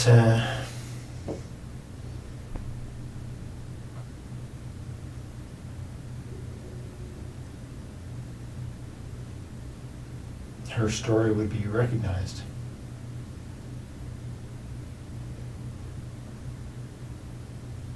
Her story would be recognized? How do you mean? Well, because she knew I was taking pictures. Mm-hmm.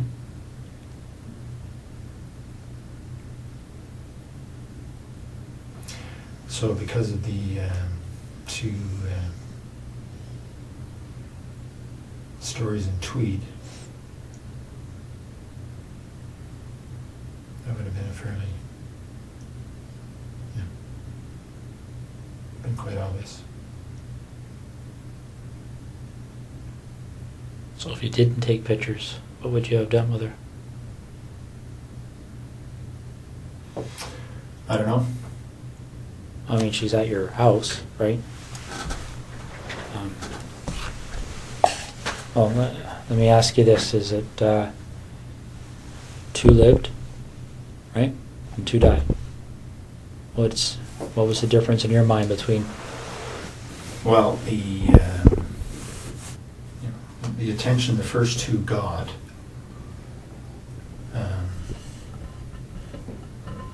was very much focused on, obviously, or for obvious reasons, the pictures I took.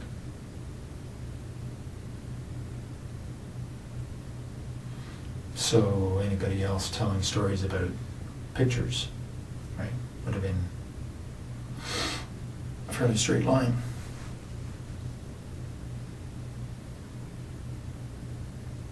Okay, but when this thing happened with Marie France, did you believe that you were already a suspect for what happened in Tweed? No. So what were you concerned about? Well, because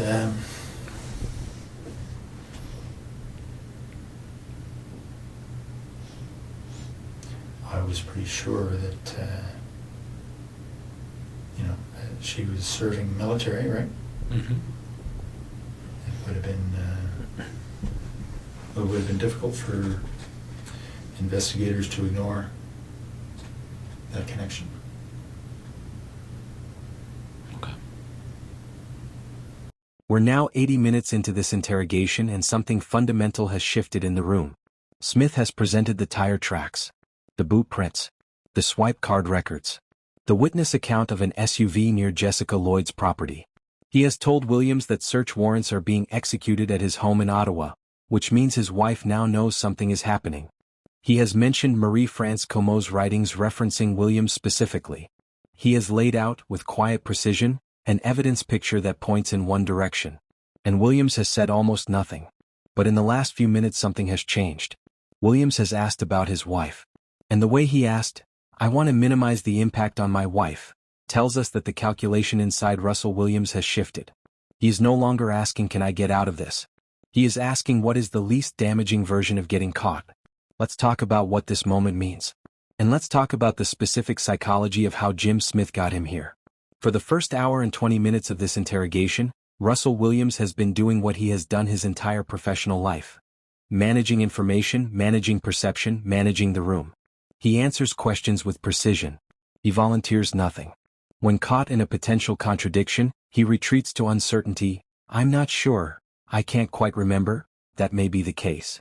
He presents himself as cooperative without actually cooperating. He is giving Smyth the performance of an innocent man without providing a single piece of information that could help clear him or incriminate him. This is a highly sophisticated response to interrogation pressure.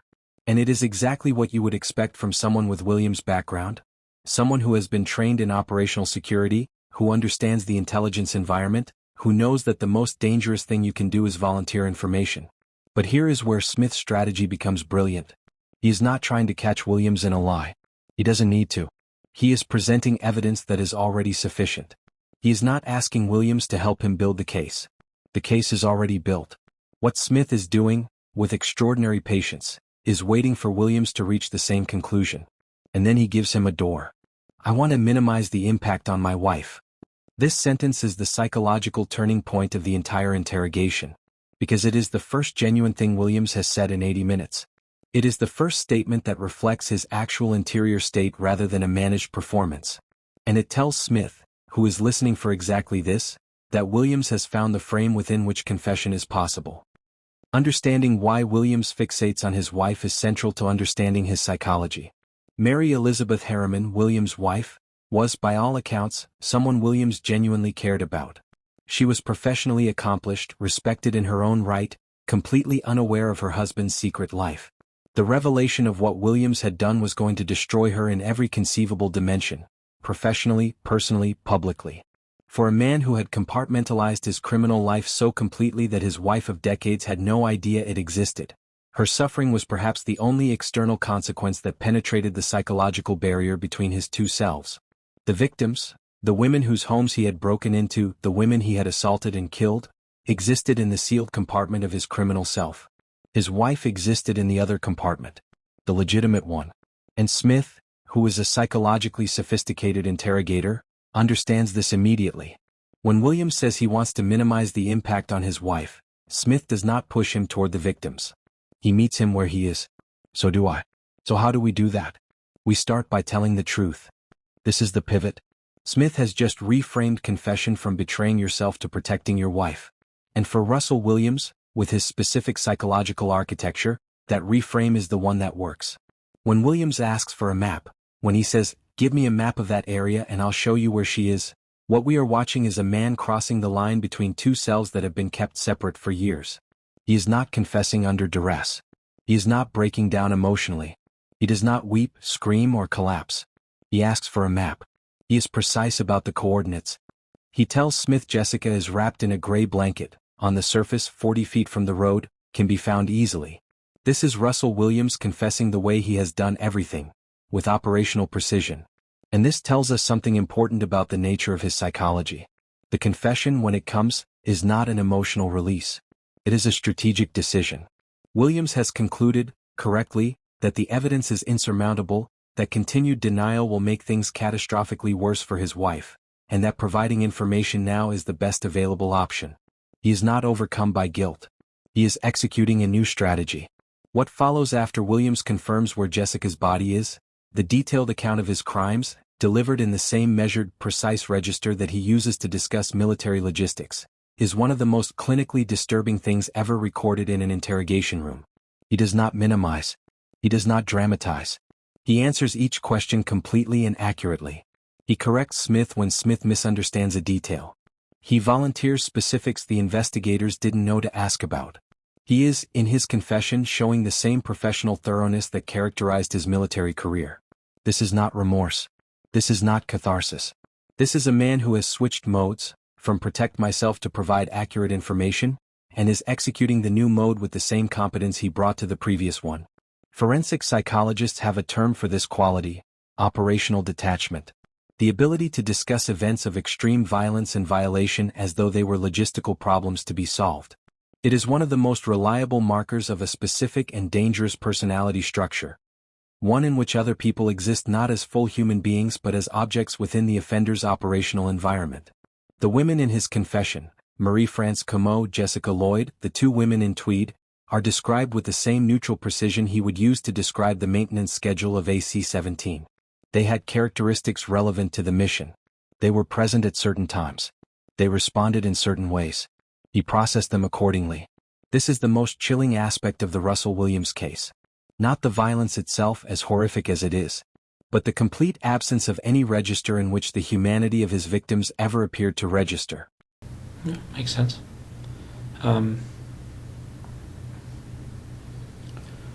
go back to Jessica then, okay? You see her on the Wednesday night, okay? On her treadmill? Mm. How do you see her? She was in the basement, window wide open, on a treadmill. So I drove by. Okay. Did you stop to look at the house, or how does that catch your eye as you drive by? Well, I was looking to see who was where. Don't know that area very well, so I was just keeping my eyes open. Okay. So you spot her on the Wednesday. Yeah. Do you just keep on going, or did you stop and take a closer look that No. night or anything? No? I kept going.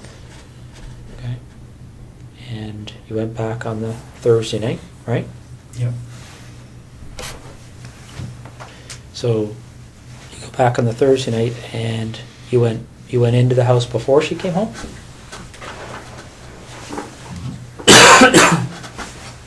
Yeah, she was out. Okay.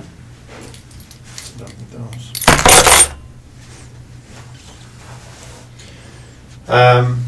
Yeah, she was out. Got in through the kitchen window. It's unlocked. Everything else was locked.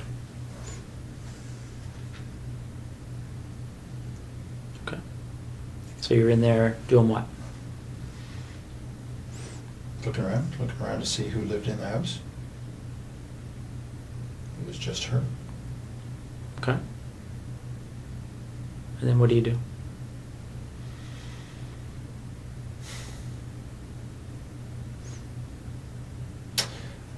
Well, I left the house. And then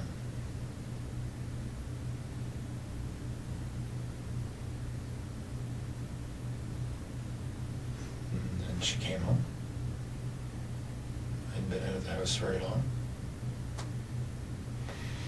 So I watched for a little bit to see if she was alone. She was.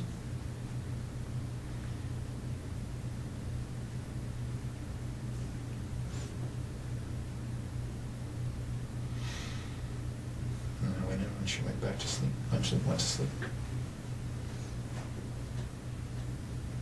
Okay. So you go in, she's sleeping, and what do you do? Well, I snuck up to the side of her bed, expecting to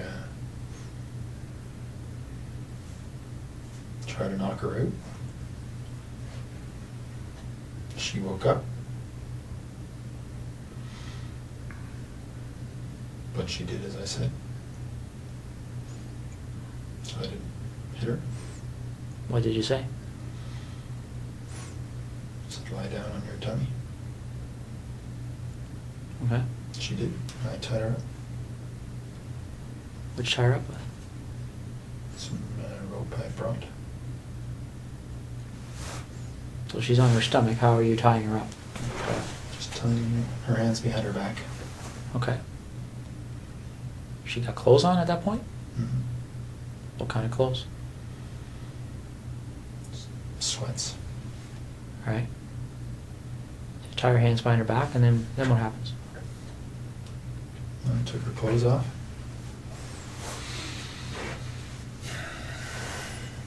Okay.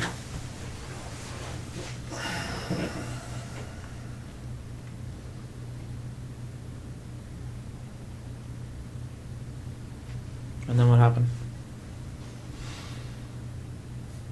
I raped her. A rape can mean a lot of different things. What kind of sexual act took place? Just, vaginal and oral. Okay. Oral. Who was performing the oral sex?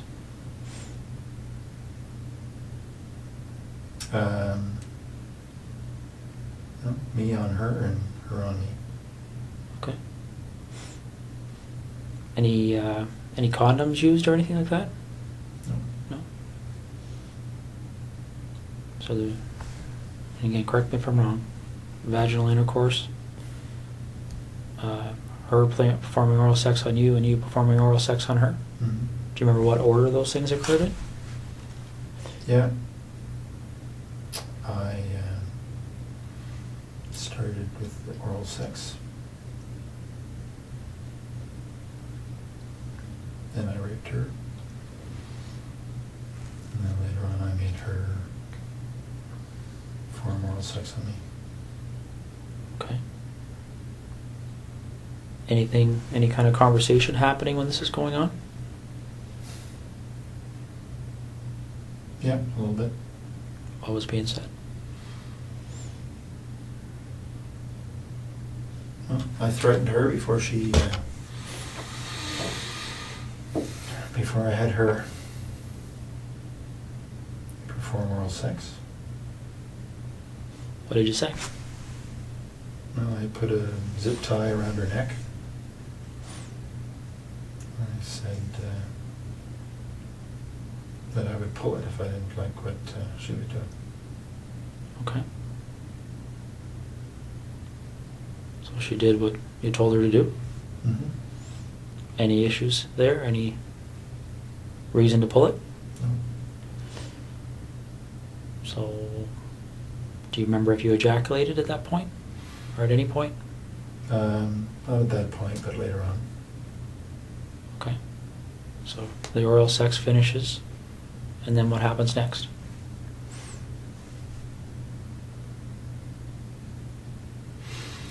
Well, I continued to rape her, and I had her put on some of her underwear. Took some pictures, lots of pictures. And then got her dressed, walked back to the truck.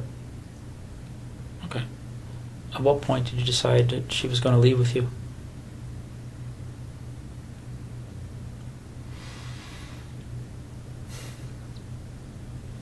I'm not sure. That wasn't necessarily always the plan. But at some point, I was there for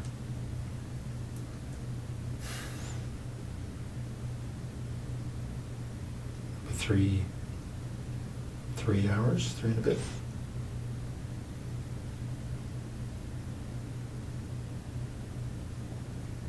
Okay.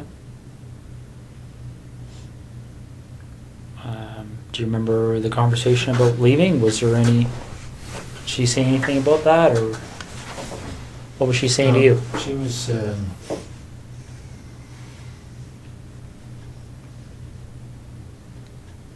certainly cooperative. Okay.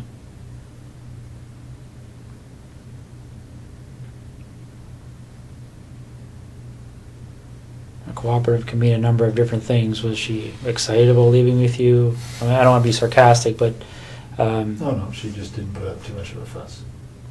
did she try and negotiate with you at all, or No. what did she say? Well, I told her that I would let her go later on. Okay.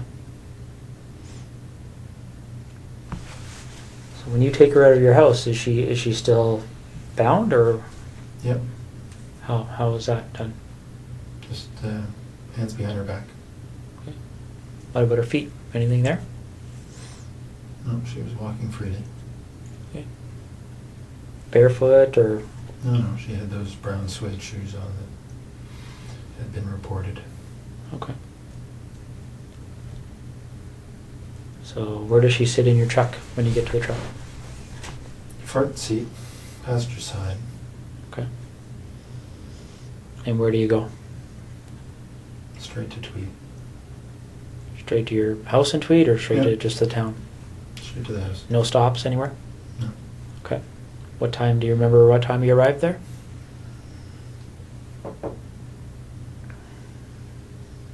I don't exactly, but I'd say between 4:30 and 5:30. Okay. All right. When you were first there before she came home, do you remember?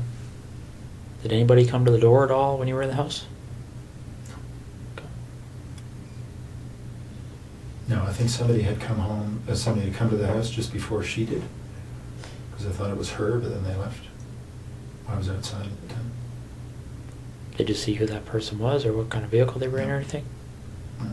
Saw the lights. I assumed it was her, and then all of a sudden they left. So I don't know what happened. Okay. Where were you when that first vehicle pulled up? In the back here. Okay. So you didn't have a view of the vehicle, you could just tell that there was a vehicle there, is that fair? Okay. So you get home, what, 4:35 you say? Hmm. Okay. And then what happens?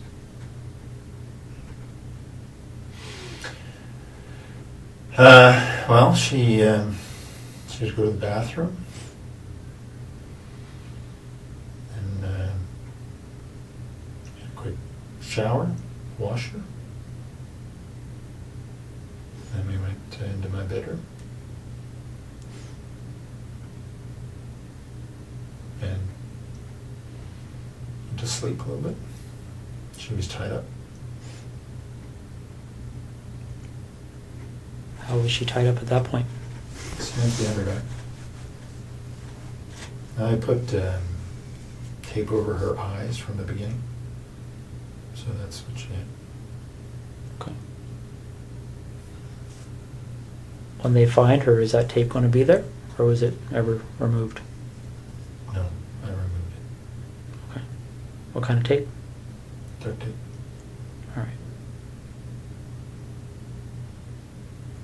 The duct tape that you used, where's that roll?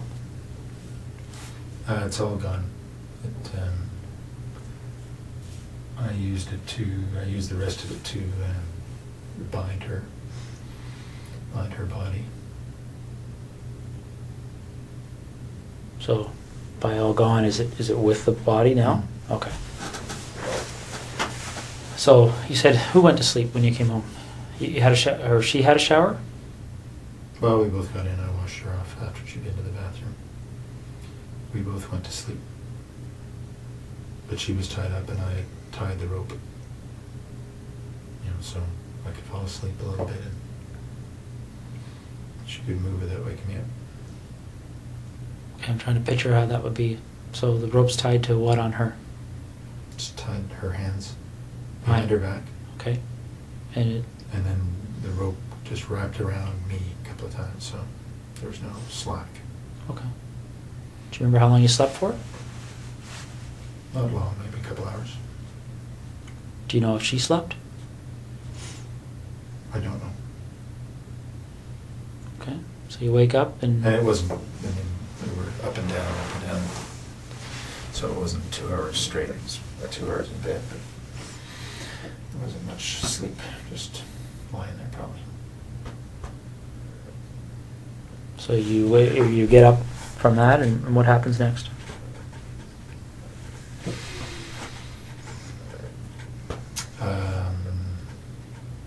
She had a seizure, actually. She felt it coming on, and because she'd had some before. Lasted quite a while. Got her dressed,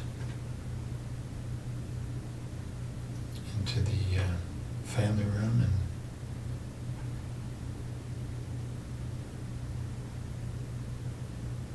anyway, she recovered. She got obviously stress, but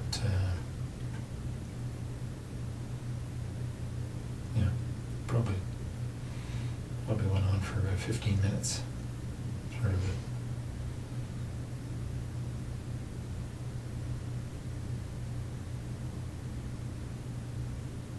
So, Yeah. how do you know she had them before? She told me. Did she tell you why she gets them? Well, she suggested it was stress. Yeah, so she felt herself start to tense up and said she thought she was going to have a seizure.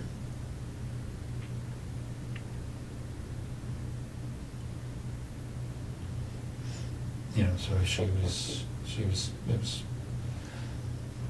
convulsions is what she was saying. Okay. So she recovered from that? Yep, I stayed with her and talked her through it and make sure she didn't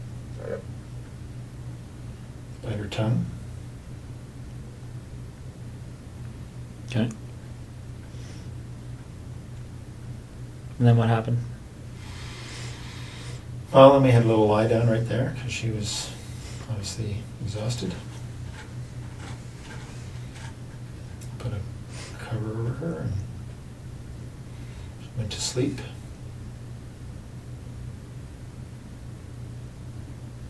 Wait for an hour or so. And I had told her earlier that before I let her go, I wanted to take some pictures of her in her underwear. And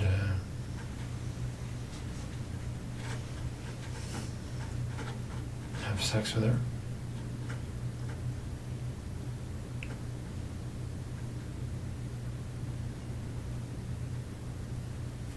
So after she'd had a rest for an hour or so, I had her put on a number of different outfits she had. I'm sorry? Put on a number of, pairs, panties, bra that she had. That I'd taken from the house. So she put those on and I took pictures. Okay. Are you in any of these pictures? Yep. What kind of images are you in?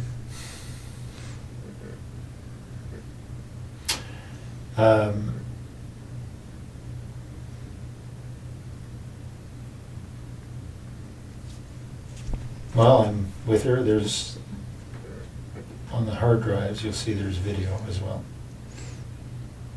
So there's video of the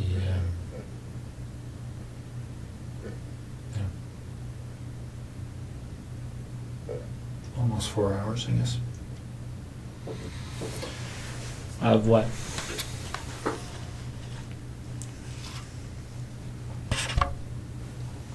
Well, of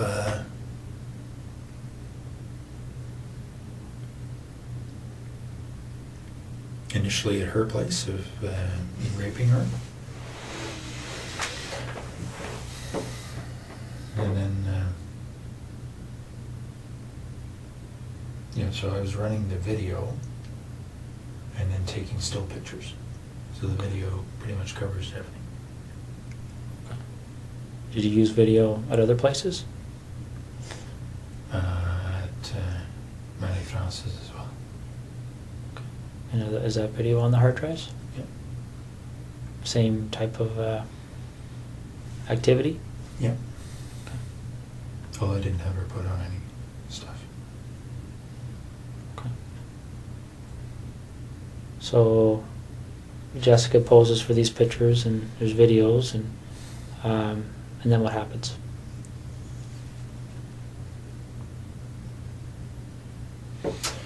Then I got her dressed because she thought she was leaving. Got a bite to eat.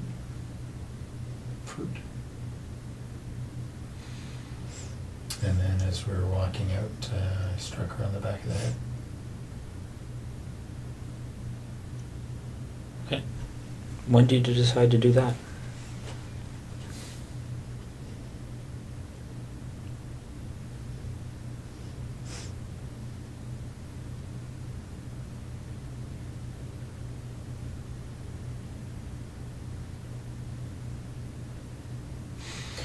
Well, I was pretty sure that I wasn't going to let her leave, but you know, the idea of striking her on the head was developed in the afternoon.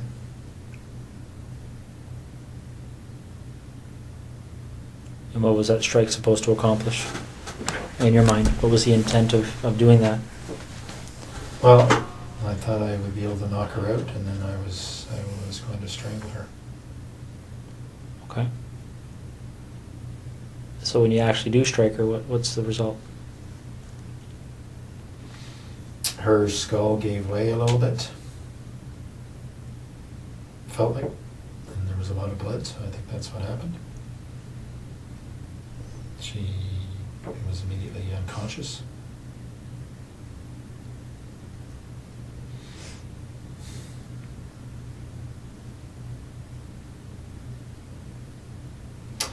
And then I strangled her. How'd you strangle her? The same rope. Just put her on her neck Okay. while she was unconscious.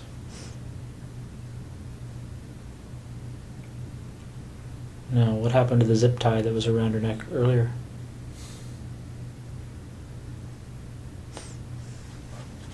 I took it off around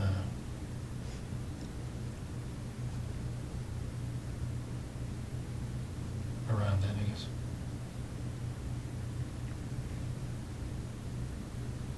Did you take it off before you put the rope around her neck, or after, or do you remember? After she was dead. Oh, okay. So the zip tie was around her neck while you used the rope? Mm-hmm. Okay. Did you leave the rope around her neck? No. Okay. And how did you know she was dead?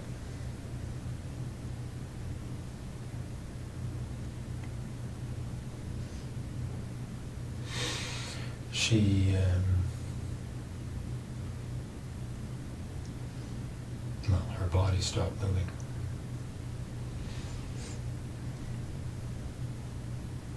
Okay. So what did you do after that? I bound her up to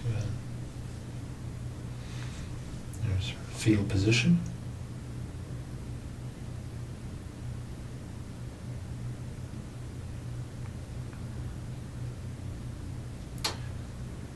And cleaned up the floor.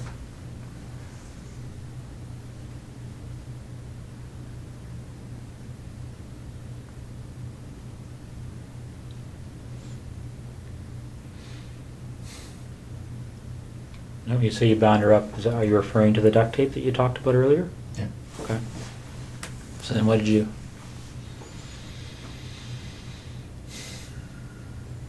I put her in the garage. It was very cold.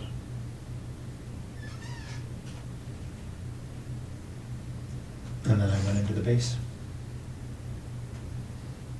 Okay. Why'd you go to the base? Pardon me? Why'd you go to the base? Because I was flying early the next morning. Okay. So what time did you leave to go to the base? Well, I told you about between 9 and 10 or so. On the Friday night? Yep. Okay. So you fly, and Then I drove home to Ottawa. so which night would you? Saturday night. So you land, and what time are you landing? 6:30. Okay. Saturday night. Did you go by the house in Tweed on your way to Ottawa? Or? No. So you drove straight home to Ottawa? What time did you get there at? Do you remember? Sometime before midnight. I can't quite remember, but I think I went into the office first, did some work. So I think I got home to Ottawa just before midnight, something like that. I think. Not sure. I slept for a little bit at the Tim Hortons in Brockville. So it might be later. I honestly can't remember when I got that on, but Okay. yeah, midnight-ish, Saturday. Mm-hmm.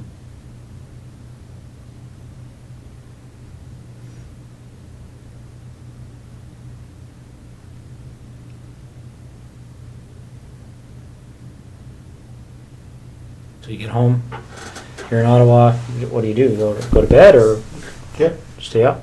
Okay. So then what do you do the next day? Well, my wife and I did some stuff. I can't remember what was going on that day. You know, putting together the new house. And I headed back to Tweed that night. Mm-hmm. Is that right? Sorry. No, I didn't. I had Monday off. That's right. I had Monday off, and then I was visiting one of the units in Ottawa on Tuesday. So I didn't head back to Tweed till Tuesday night. Okay.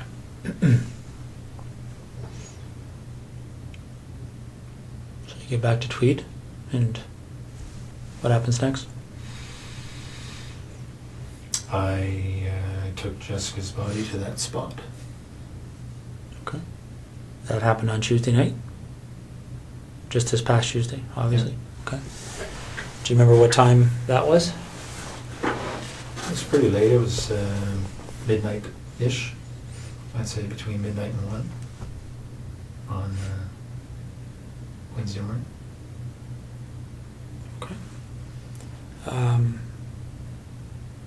What made you decide to measure that distance? That 0.7 kilometers? That's just the way I am. Numbers. Have to know the numbers. Okay. And how did you leave her? I just left her tucked behind a fairly large rock. Okay. Is that duct tape still on her? Mhm. And what else is on her? A couple of towels wrapped around her head, and the top and pants she was wearing, jeans. Okay. Did you ever go back there? No. Right.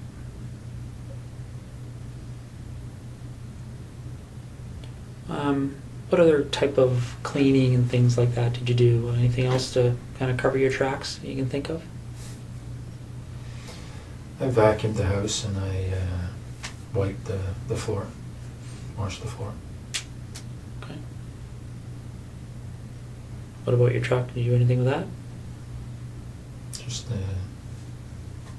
washed today because it was a mess, and vacuum. Okay.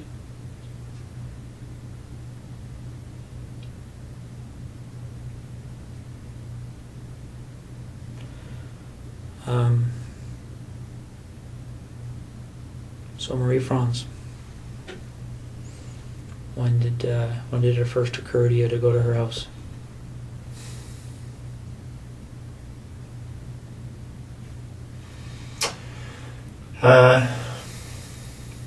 Well, probably in October. October, November, not quite sure, but somewhere in that time frame.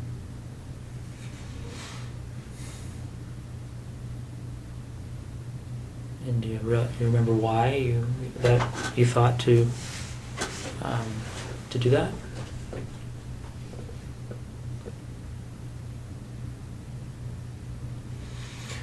Well, she had said she lived alone when the one time I met her. Mm-hmm.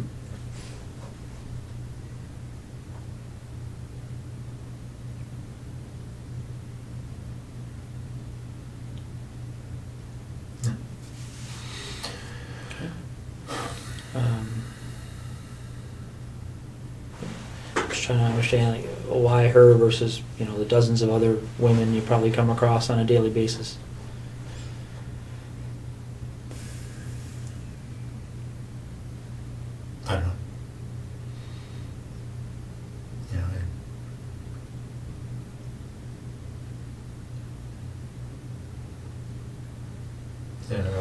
there when she wasn't home, just to see where she lived. And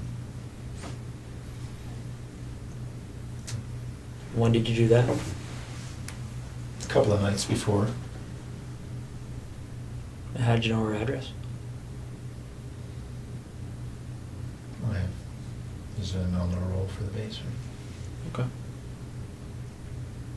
So when you go out there a couple of nights before, do you remember what night that was? When you were there first time? I don't, but it was within 2 or 3 nights, I think. Okay. Probably, well, no more than 4 anyway, something like that. And did you actually go into her house on that occasion, or did you? Okay. So what happened that night? How'd you get into her house?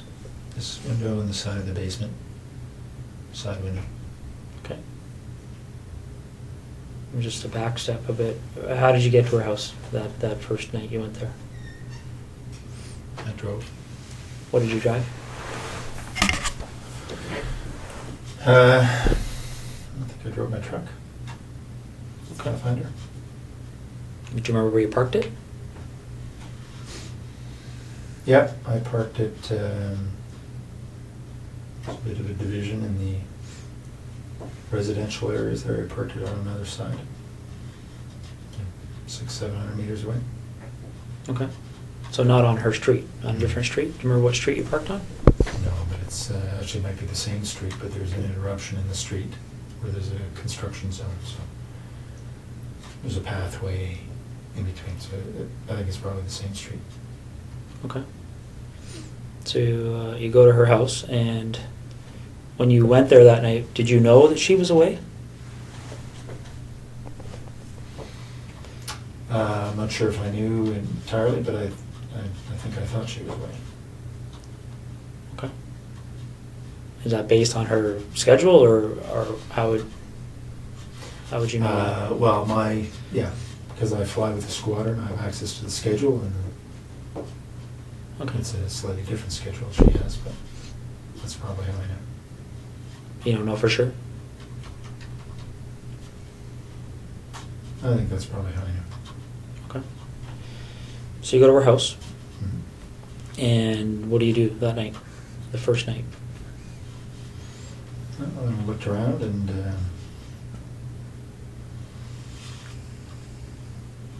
make sure that she was living there alone.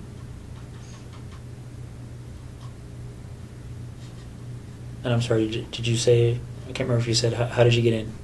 Same way. It's about side basement window. Side basement window? Okay.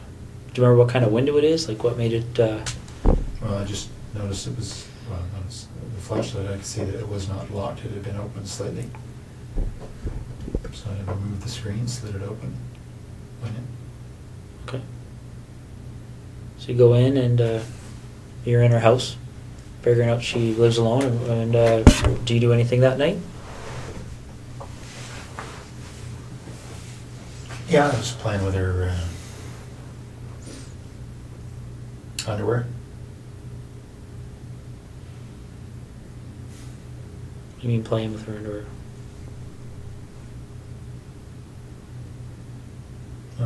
Wearing it. Okay. Doing anything else?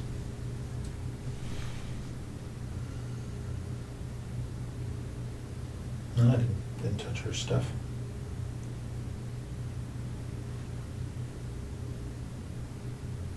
What do you mean you didn't touch her stuff? I mean, you touched her underwear, but... Yeah. So- But nothing else. Okay. Did you take any of the underwear with you that night? Yeah, a few pieces. And where did you find the underwear when you went in? In her drawer. Was it clean? Was it used? Or, Clean.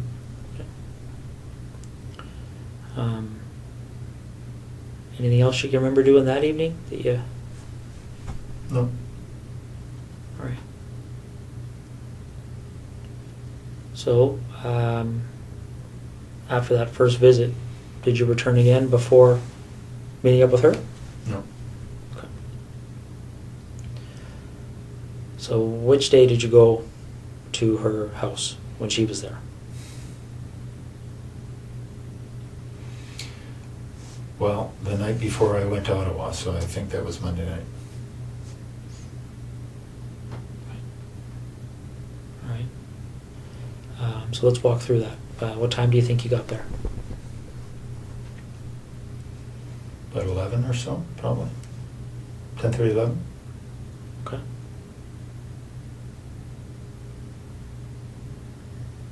Yeah, so she was on the phone in her room. I could hear that from the backyard. I got in through the side window. The same basement window? Mm-hmm. How could you hear from the backyard? What was... Just hear her on the phone. Front beside the house. Could hear her through the walls that she was on the phone. Okay. Any idea who she was talking to or what she was talking about? No, couldn't hear that well. Okay. So you go in through the basement window. And what are you wearing when this is happening?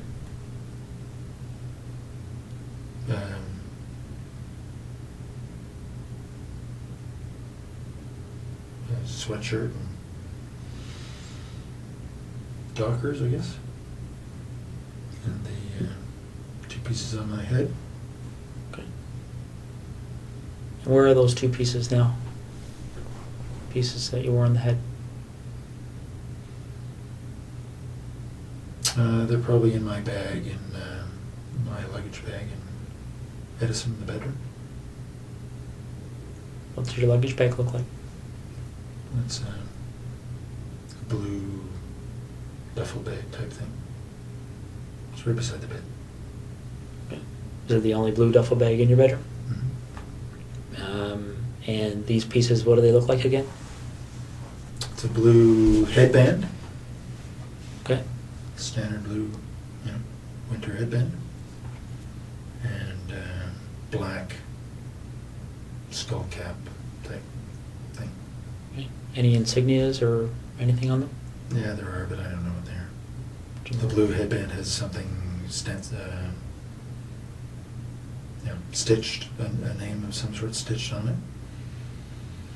And the skull cap has some sort of emblem, white emblem on the black. I don't know what it is. Are they like sports emblems or company emblems or? It's the manufacturer's. Okay.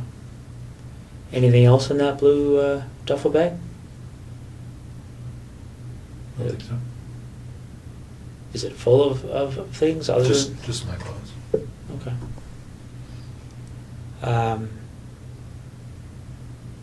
So you go in. Do you remember what you had on your feet? In the house there? When you went to Marie France's house? No, I don't. Probably running shoes. There wasn't snow on the ground. So you go in and you're in the basement. And whereabouts in the basement are you?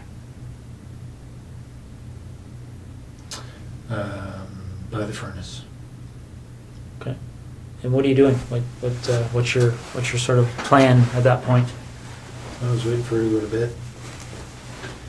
Okay. And how long did that take? Well, she didn't. Because then she came down looking for the cat. All right. And what happens next? Well, as I described, I subdued her. Gave her the flashlight.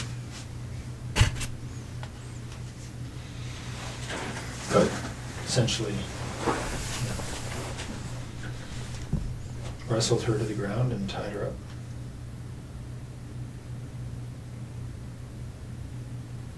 Okay. And what did you use to tie her up? Same rope, green rope. It's in tweed. Is it just green or like how long is this piece of rope? It's probably 20 feet. It's a boat rope. It's got some red specks in it, I think. Okay. Is there lots of ropes in tweed, or is this probably the only rope? No, this there are two lengths. 2 lengths of the same green rope? And were they both used? Well, I only ever had one with me, so I don't know if I used the same piece both times or not, but only 2 lengths of rope. Okay. So you tie her up. How did you tie her up after you subdued her? Okay. And what is she wearing at that point? She wasn't wearing anything to start with. So when she came down to the basement, she had no clothes on? Mm-hmm. She had some sort of a shawl over her shoulder. Okay. And she immediately dropped when she saw me. Did she say anything when she saw you? She did. She called out, "You bastard." Okay. And then what happened?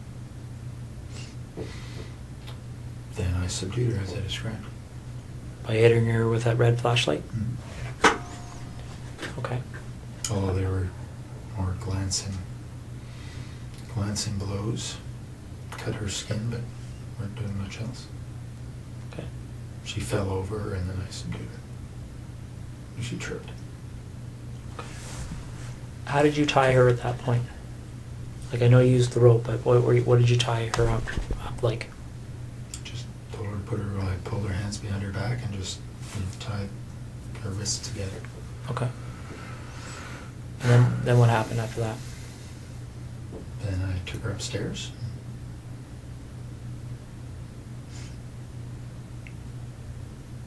Did she go upstairs under her own power, or did you carry her? No, she passed out on the stairs, and then I carried her up. Why do you think she passed out? I expect from the hits to her head. So you carried her up to where? To her bedroom, put her on the bed. Okay. And then what happened?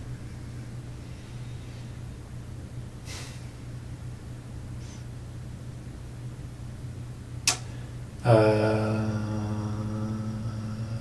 as I described, I think she's on the bed. I raped her over a period of time. Okay. And again, just to be specific, what sex acts took place? Just vaginal. Your penis and her vagina? Yep. Any condom used? No.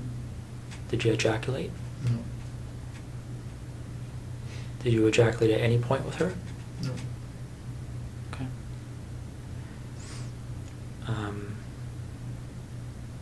But just before I forget, I think I asked you, don't mean to bounce around on you here, Russ, but with Jessica, I asked you about ejaculation. You said you didn't at that point. When did you ejaculate with Jessica? The second time or third time that I had her form oral sex. And was that at her residence or yours? Hers. Okay. Any other times that you ejaculated with her? No. Okay. When you ejaculated with Jessica, did you use anything to clean up, or?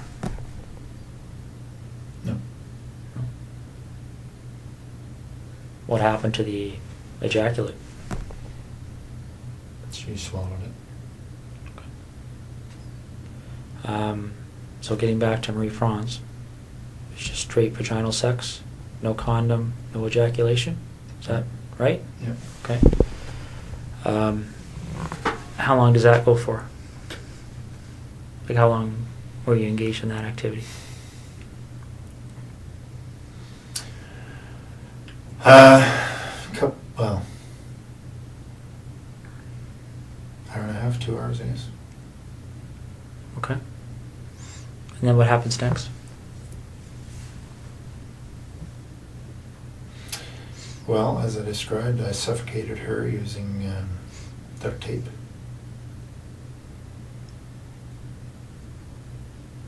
Why did you decide to do that?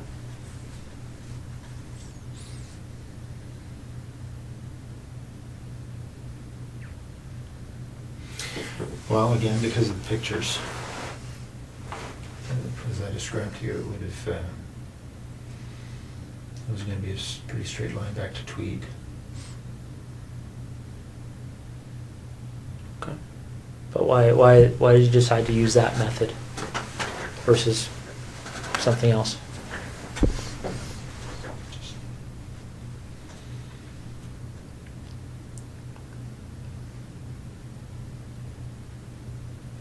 I had thought about strangling her earlier.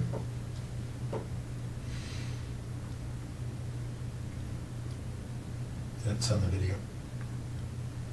What is? My, well, it was a short-lived attempt because she struggled quite a bit. And then I decided that I needed to suffocate her. So there was a short-lived attempt at strangling her? And what's on the video, the suffocation or the strangling? Well, just me putting my hand on her throat.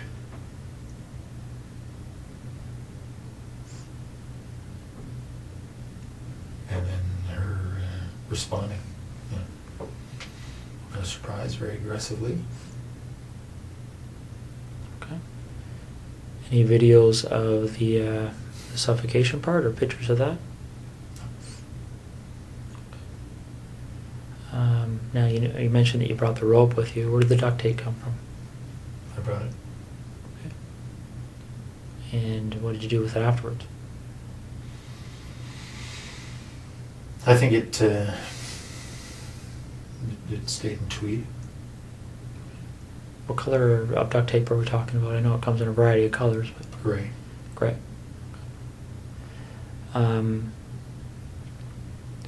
So before the suffocation, obviously, how long do you think you were with her from the point, well, how long do you think you were in that house from the point you went in that window to the point you left? Probably 4 hours. Okay. So, correct me if I'm wrong, did you say you got there at 11? Or around 11? I think that's right. Okay. So you left around 3 in the morning? Well, I was in the basement for quite a while before she came down. Right? She wasn't going to bed. So I was probably in the basement for 30, 40 minutes. Okay. So by the time she saw me, it was probably closer to midnight. All right. But I didn't have a watch on, so I'm not sure. Any gloves?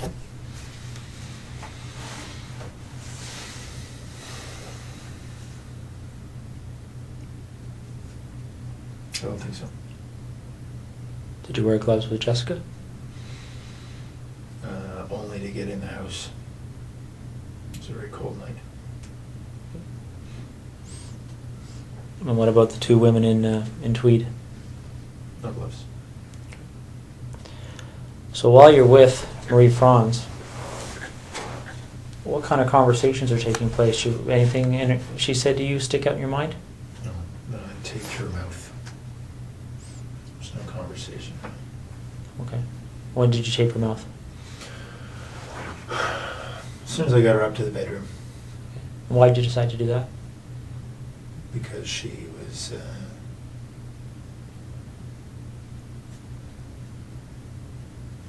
quite aggressive.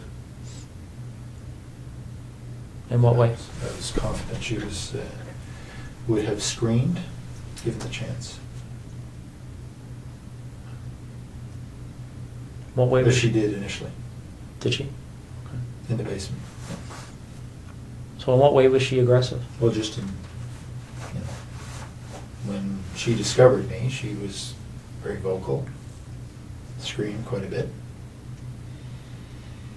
until I'd subdued her, so I expected she would scream again, given the chance.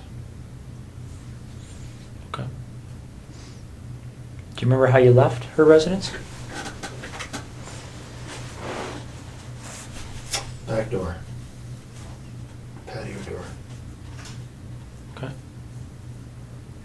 Did you take anything with you that night?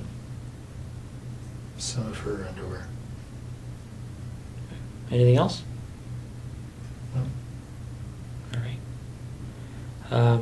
Did you do anything else to try and cover your tracks with Marie France?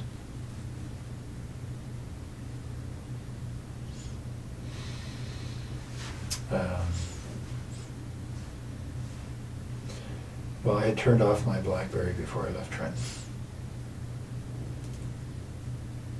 Other than that, no.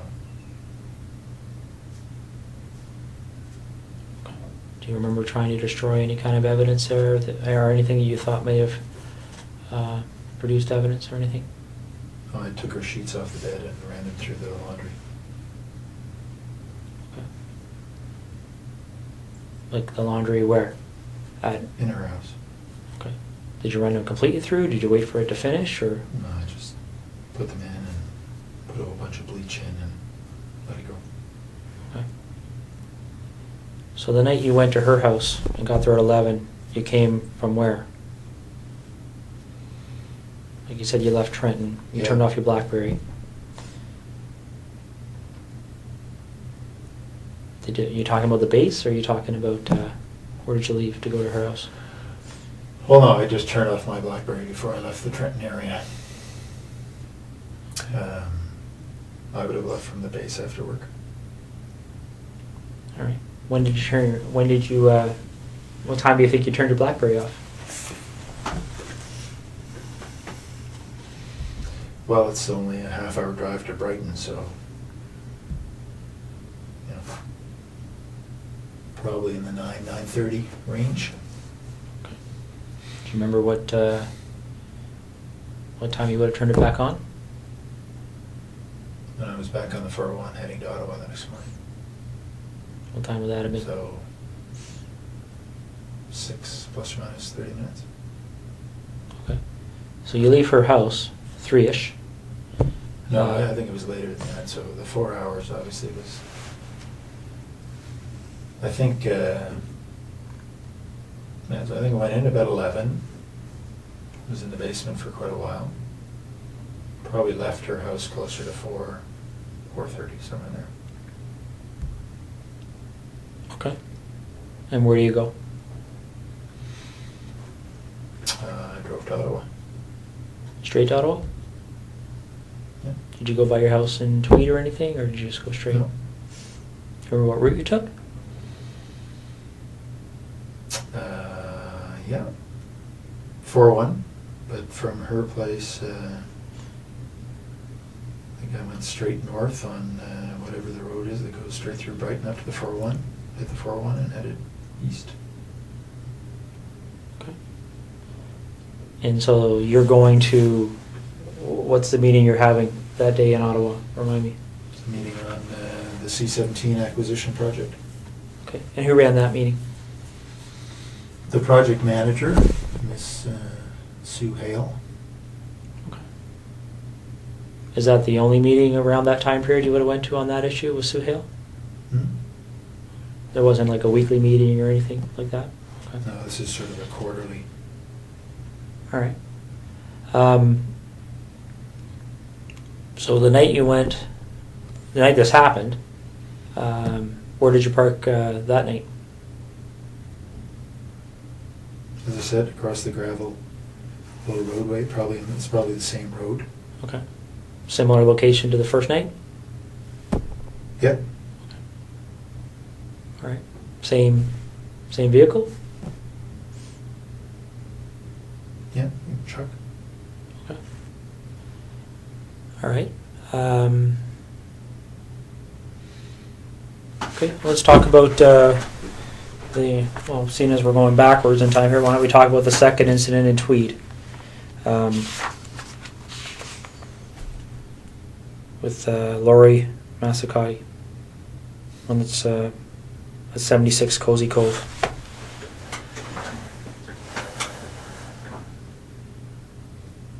How did you decide on her?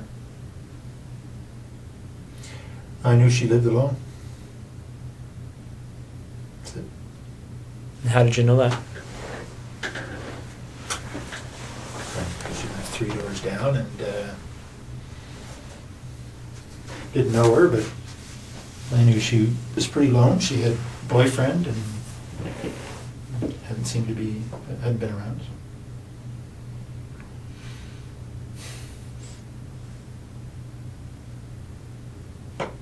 You know, looked in the window and she was alone. So she had a boyfriend, but he wasn't It was too frequent? Okay. Well, he was. She told me that they were fighting, so that's why he hadn't been around. Okay. So,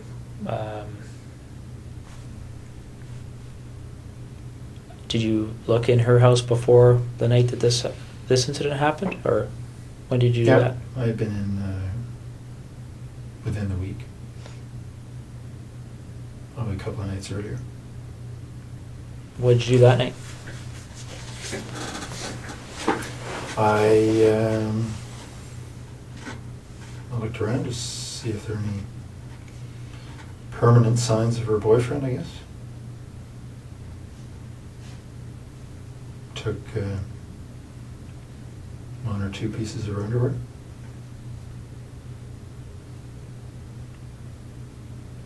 That's all. Okay. So the night you go there, when the incident happens, do you remember what time that was? It was pretty late. I probably got into the house around midnight. She was asleep on the couch. Well, I didn't know that, but I knew she was in there. And how'd you get in, sorry? Window in the back of the house. There's a little sunroom. Was it just something you had to slide, or how did you I had get to that? remove the screen and slide it up. Okay. So I got into the house and she was asleep in front of the TV.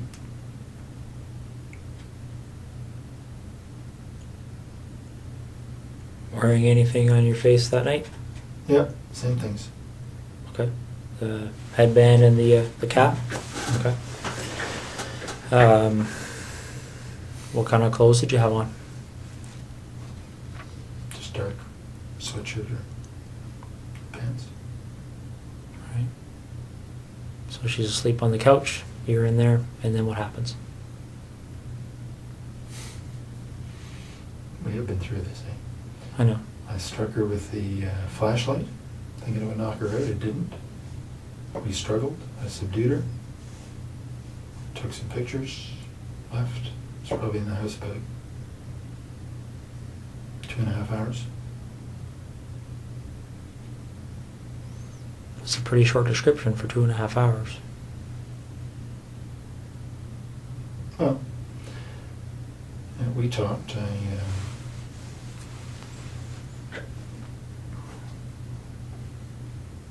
told her I wasn't going to hurt her.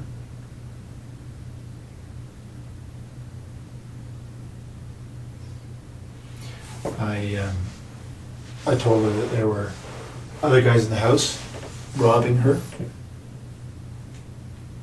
My job was just to control her.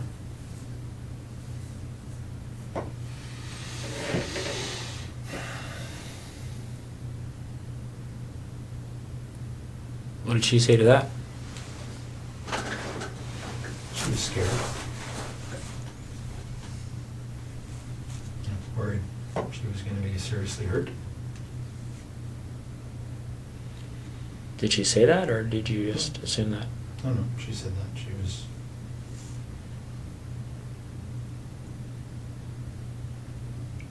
was worried she was going to be killed. I said, I'm not going to kill him.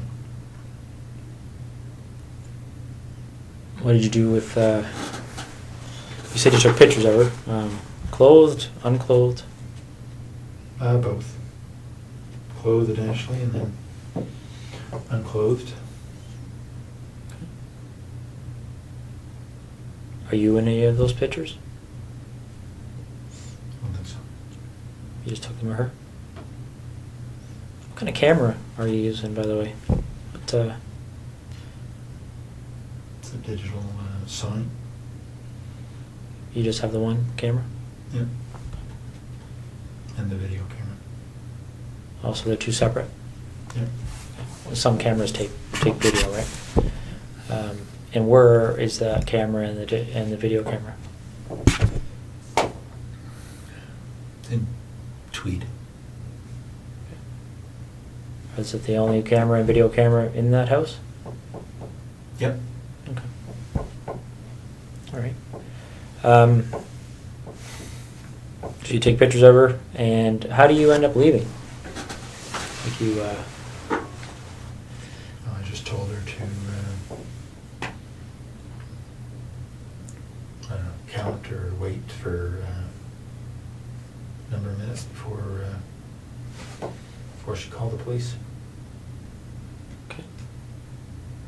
And did you leave immediately, or did you stay there for a while, Oh, no, I left. see what she was going to do, or? I left. Okay. And where do you go? Home. Straight home? Mhm. Okay.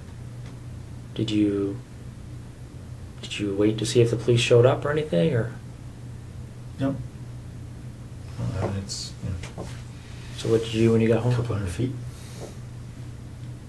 I went to sleep. Okay. And what did you do the next day? Went to work. Normal time. Okay. A couple hours later.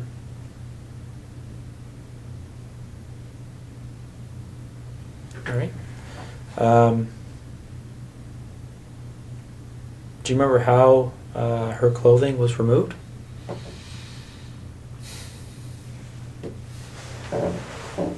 Well, because her hands were tied behind her back, I think I cut off her top and then pulled off her bottom. What did you use to cut her top?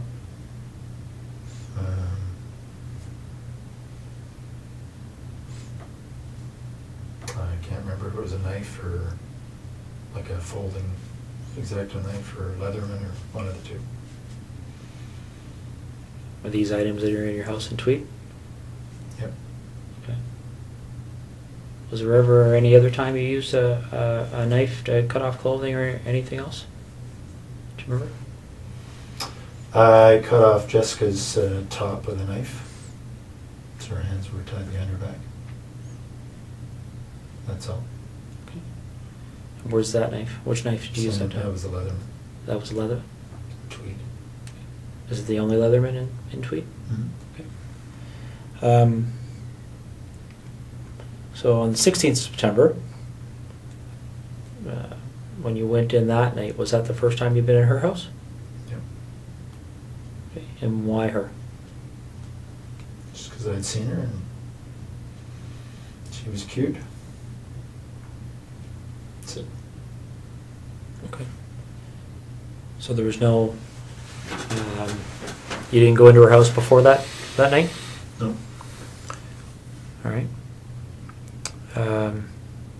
So you go in, and how'd you get into her house? Side window. Was not locked. Cut the screen, slid the window, crawled in. Okay. And what you wearing? Same. Sweatshirt, dark pants. The same hat and... Mm-hmm. Okay. And where do you find... In bed, asleep. Okay. And what do you do? Stood over her for a while and I hit her on the left side of her head just with my hand. Just woke her up. We struggled.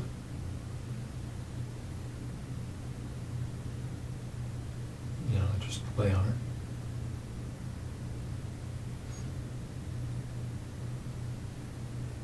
And very much like I described a little bit ago, took off her, pulled her top down, and took off her pants, took some pictures, left. Do you remember her saying anything to you? Yes. What did she say to you? All kinds of things. She had a young baby just next door, the other room, 8 months or so. She's obviously concerned about the baby, concerned for herself. I assured her I was not going to hurt her. Physically, anyway.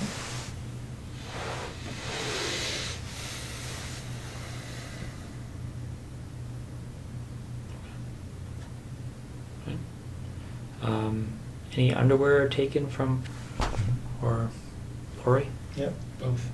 And where would they be located? In Tweed.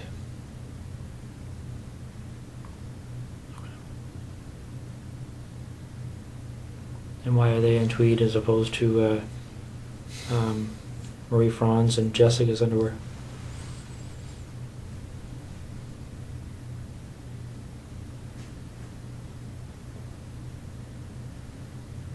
I don't know. Do you remember how much of their underwear you took?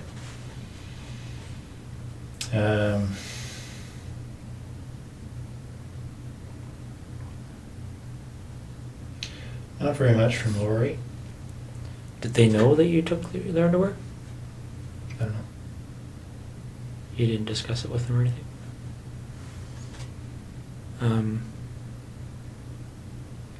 So where in Tweed would their underwear be?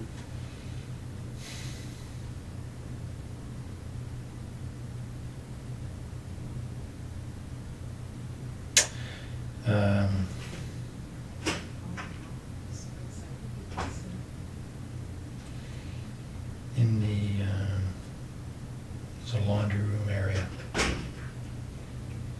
Okay. just between the house and the garage. Right?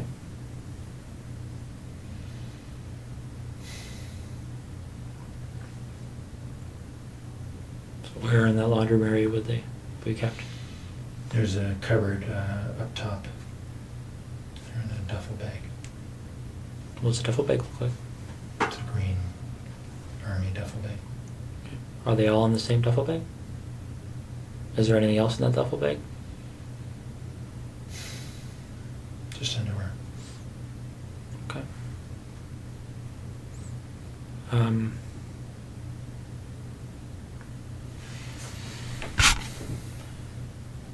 When these pictures are looked at, you talked about being in Marie Franz's underwear on the first night you went in. Did you take photographs of that? Yep. What about anybody else's underwear? Yep. Photos. Of you in their underwear? Mm-hmm. And where were those photos taken?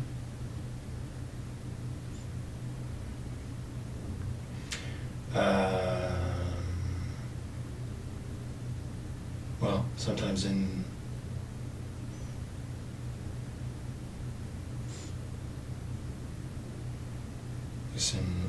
Marie France's case, in her house. The others in my house. In Tweed? Mm-hmm. So is this a matter you would take the underwear, go back, and then at some point put the underwear on and take pictures? What about Jessica's underwear?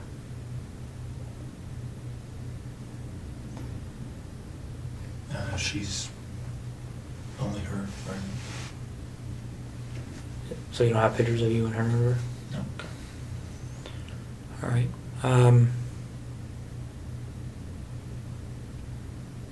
Okay. Well, I guess I just have a couple of questions for you. I mean, I'm sure there's going to be more questions, but I guess what's on my mind right now, Russ, is what made you decide to tell me this tonight?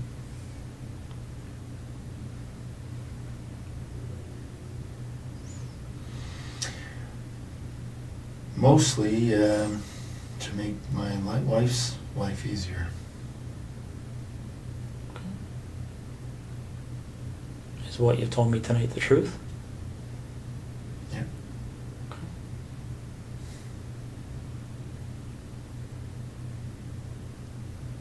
How do you feel about what you've done? Like what?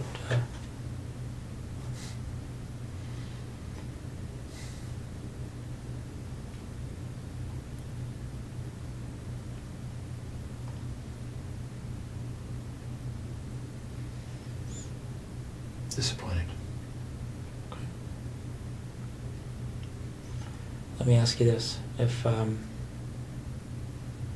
this didn't come to the point it's at right now, if for whatever reason you didn't end up on our radar, so to speak, do you think it would have happened again?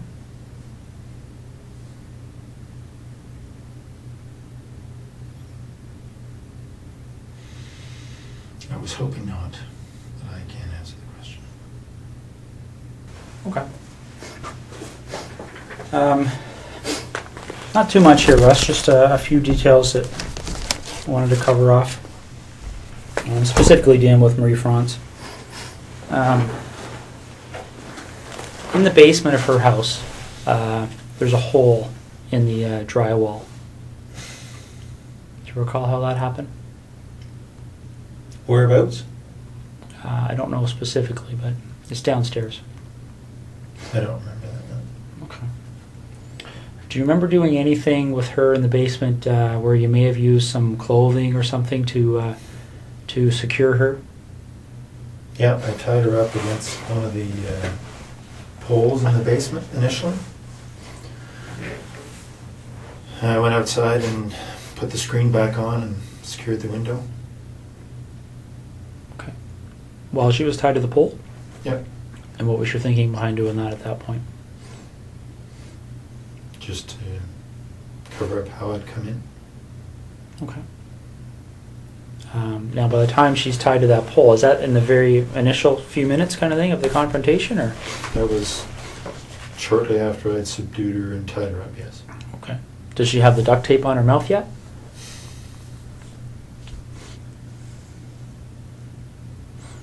I think probably. Okay. The pictures will show it. All right. Now, in the upstairs bathroom, by her bedroom, there's looks like something's occurred in there. Do you remember that? Yep. What happened there? She had passed out on the bed, and I had gone to look out the front window, see if anybody was coming. And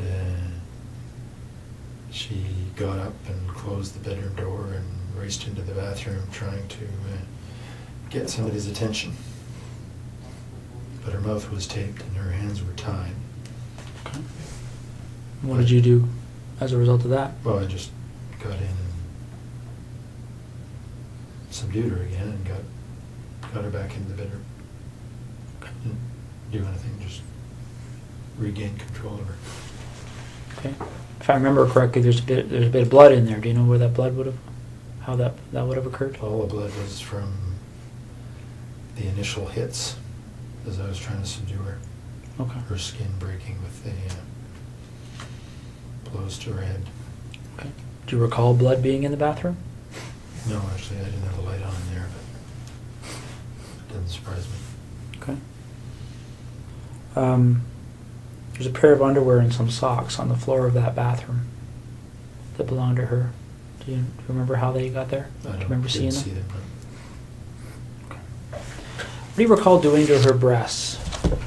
It's pretty clear that there was something happened to her breasts. Do you remember what that might have been? No, I certainly touched her breasts. I didn't do anything to hurt them. I remember that. No. Okay. All right. Well, Russ. Now, when I suffocated her, she was on her front, so may have been something there. But What do you mean? well, she was lying on the floor in the bedroom as I suffocated her, and obviously struggled. May have been in there that something happened, but I didn't do anything specific to her breasts. Okay.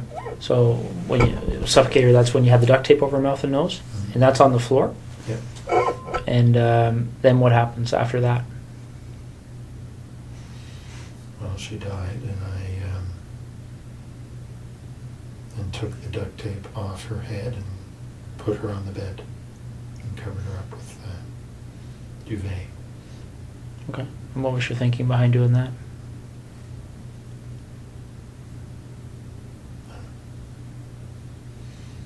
Nothing really. Okay. As you might expect here, Russ, certainly, even now, one of the Ottawa investigators mentioned to me that there's a number of incidents that have gone unsolved over the years. Can I was going to get into that. Can I go to the washroom quickly? Yeah, I can get somebody to take you to the washroom. Okay. The confession is complete. Russell Williams has told Detective Smyth where Jessica Lloyd's body is. He has walked through the assaults of the two women in Tweed. He has described the murder of Marie-France Comeau in her basement in Brighton. He has told Smyth where the rope is, where the flashlight is, where the memory cards are, where the underwear collection is stored. He has done all of this calmly, accurately, and in the same measured register he used to discuss tire brands and meeting schedules. And then Smyth asks him, "What made you decide to tell me this tonight?" And Williams says, "Mostly to make my wife's life easier." Let's talk about everything that sentence reveals.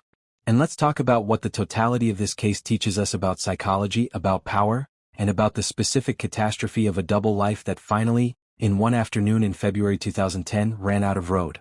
When Smyth asks what made Williams decide to tell the truth, the answer is immediate and apparently sincere, mostly to make my wife's life easier. Not, I couldn't live with what I'd done. Not, those families deserve to know. Not, I was wrong and I'm sorry. My wife's life. This response has been analyzed extensively in forensic psychology literature because it is so revealing. Williams does not express remorse for his victims in this moment. He does not acknowledge the moral weight of what he has done. He locates the primary motivation for his confession in concern for one person, the person who occupies the legitimate compartment of his psychological life. The victims, Comeau, Lloyd, the Tweed women, exist in the other compartment. The one that is apparently sealed off from the same emotional access that his wife can reach. This is not calculation. This is not deflection. This is, I believe, an accurate account of his actual psychological state. He was motivated to confess by concern for his wife. And the fact that the suffering of the women he assaulted and murdered does not appear with equivalent weight in that motivation tells us something definitive about the structure of Russell Williams' inner world. What is Russell Williams, clinically speaking? He does not meet the criteria for psychopathy in the pure hair PCLR sense. Psychopaths are characterized by glib charm, pathological lying, parasitic lifestyle, and a consistent inability to maintain genuine relationships. Williams maintained a genuine marriage. He had real professional relationships. His career success was not parasitic, he earned it through genuine competence. He does not meet the criteria for a disorganized or impulse-driven sexual sadist. His crimes were organized, planned, and carefully concealed. There is no evidence of escalating disorganization or loss of control. What the available evidence suggests most strongly is a combination of specific paraphilia, likely with voyeuristic and fetishistic components, combined with extreme compartmentalization as a coping mechanism, and a profound failure of what psychologists call moral inclusion, the extension of moral concern to others as full human beings. The women he victimized were never fully human to him in the relevant sense. They were objects in his operational environment. This is not psychopathy. It is something more specific and perhaps more difficult to treat, a failure of the imagination of other people's interiority. Russell Williams committed 82 break-ins before his first sexual assault. 82. That is not an accident. That is a decade-long escalation curve that, in retrospect, had a completely predictable trajectory. This matters enormously for prevention. Because the evidence of his earlier crimes was not invisible. Women in the Tweed area had reported break-ins. Underwear had been stolen. The pattern existed. It was documented. It simply was not connected, in part because no one was looking for a decorated military colonel, and in part because break-ins to steal women's underwear are frequently not taken as seriously as they should be.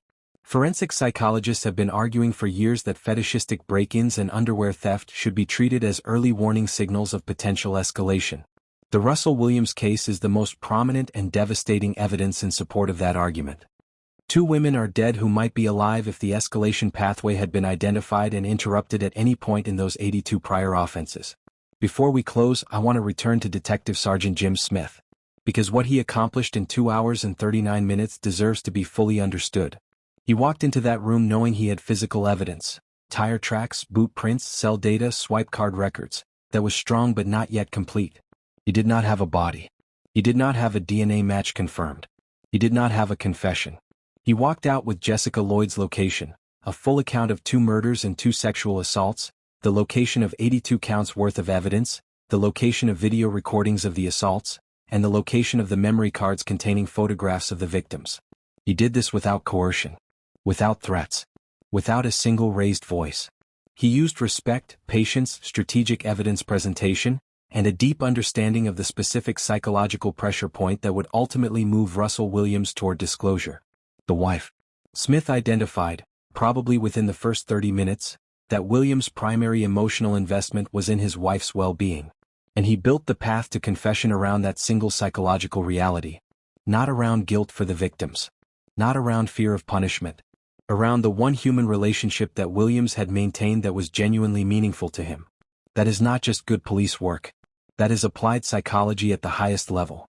Russell Williams received 2 concurrent life sentences with no possibility of parole for 25 years. He was stripped of his rank, his medals, his wings, and every honor the Canadian Armed Forces had ever given him. His uniform was destroyed. His military vehicle was crushed. Canada's Department of National Defence did everything in its power to erase the physical evidence of his service. Jessica Lloyd was 27 years old. She was found exactly where Williams said she would be, 40 feet from the road, wrapped in gray on the surface. Marie-France Comeau was 38. She was a corporal at CFB Trenton, which means she served under the command of the man who broke into her house and killed her. She called him sir. The 2 women in tweed, Laurie Massicott and Jane Doe, survived their assaults. They have described the lasting psychological damage of what Williams did to them. And his wife, Mary Elizabeth Harriman, who knew nothing, who had built a life alongside a man whose interior world was entirely hidden from her, has had to carry the specific devastation of that betrayal in ways that are almost impossible to articulate.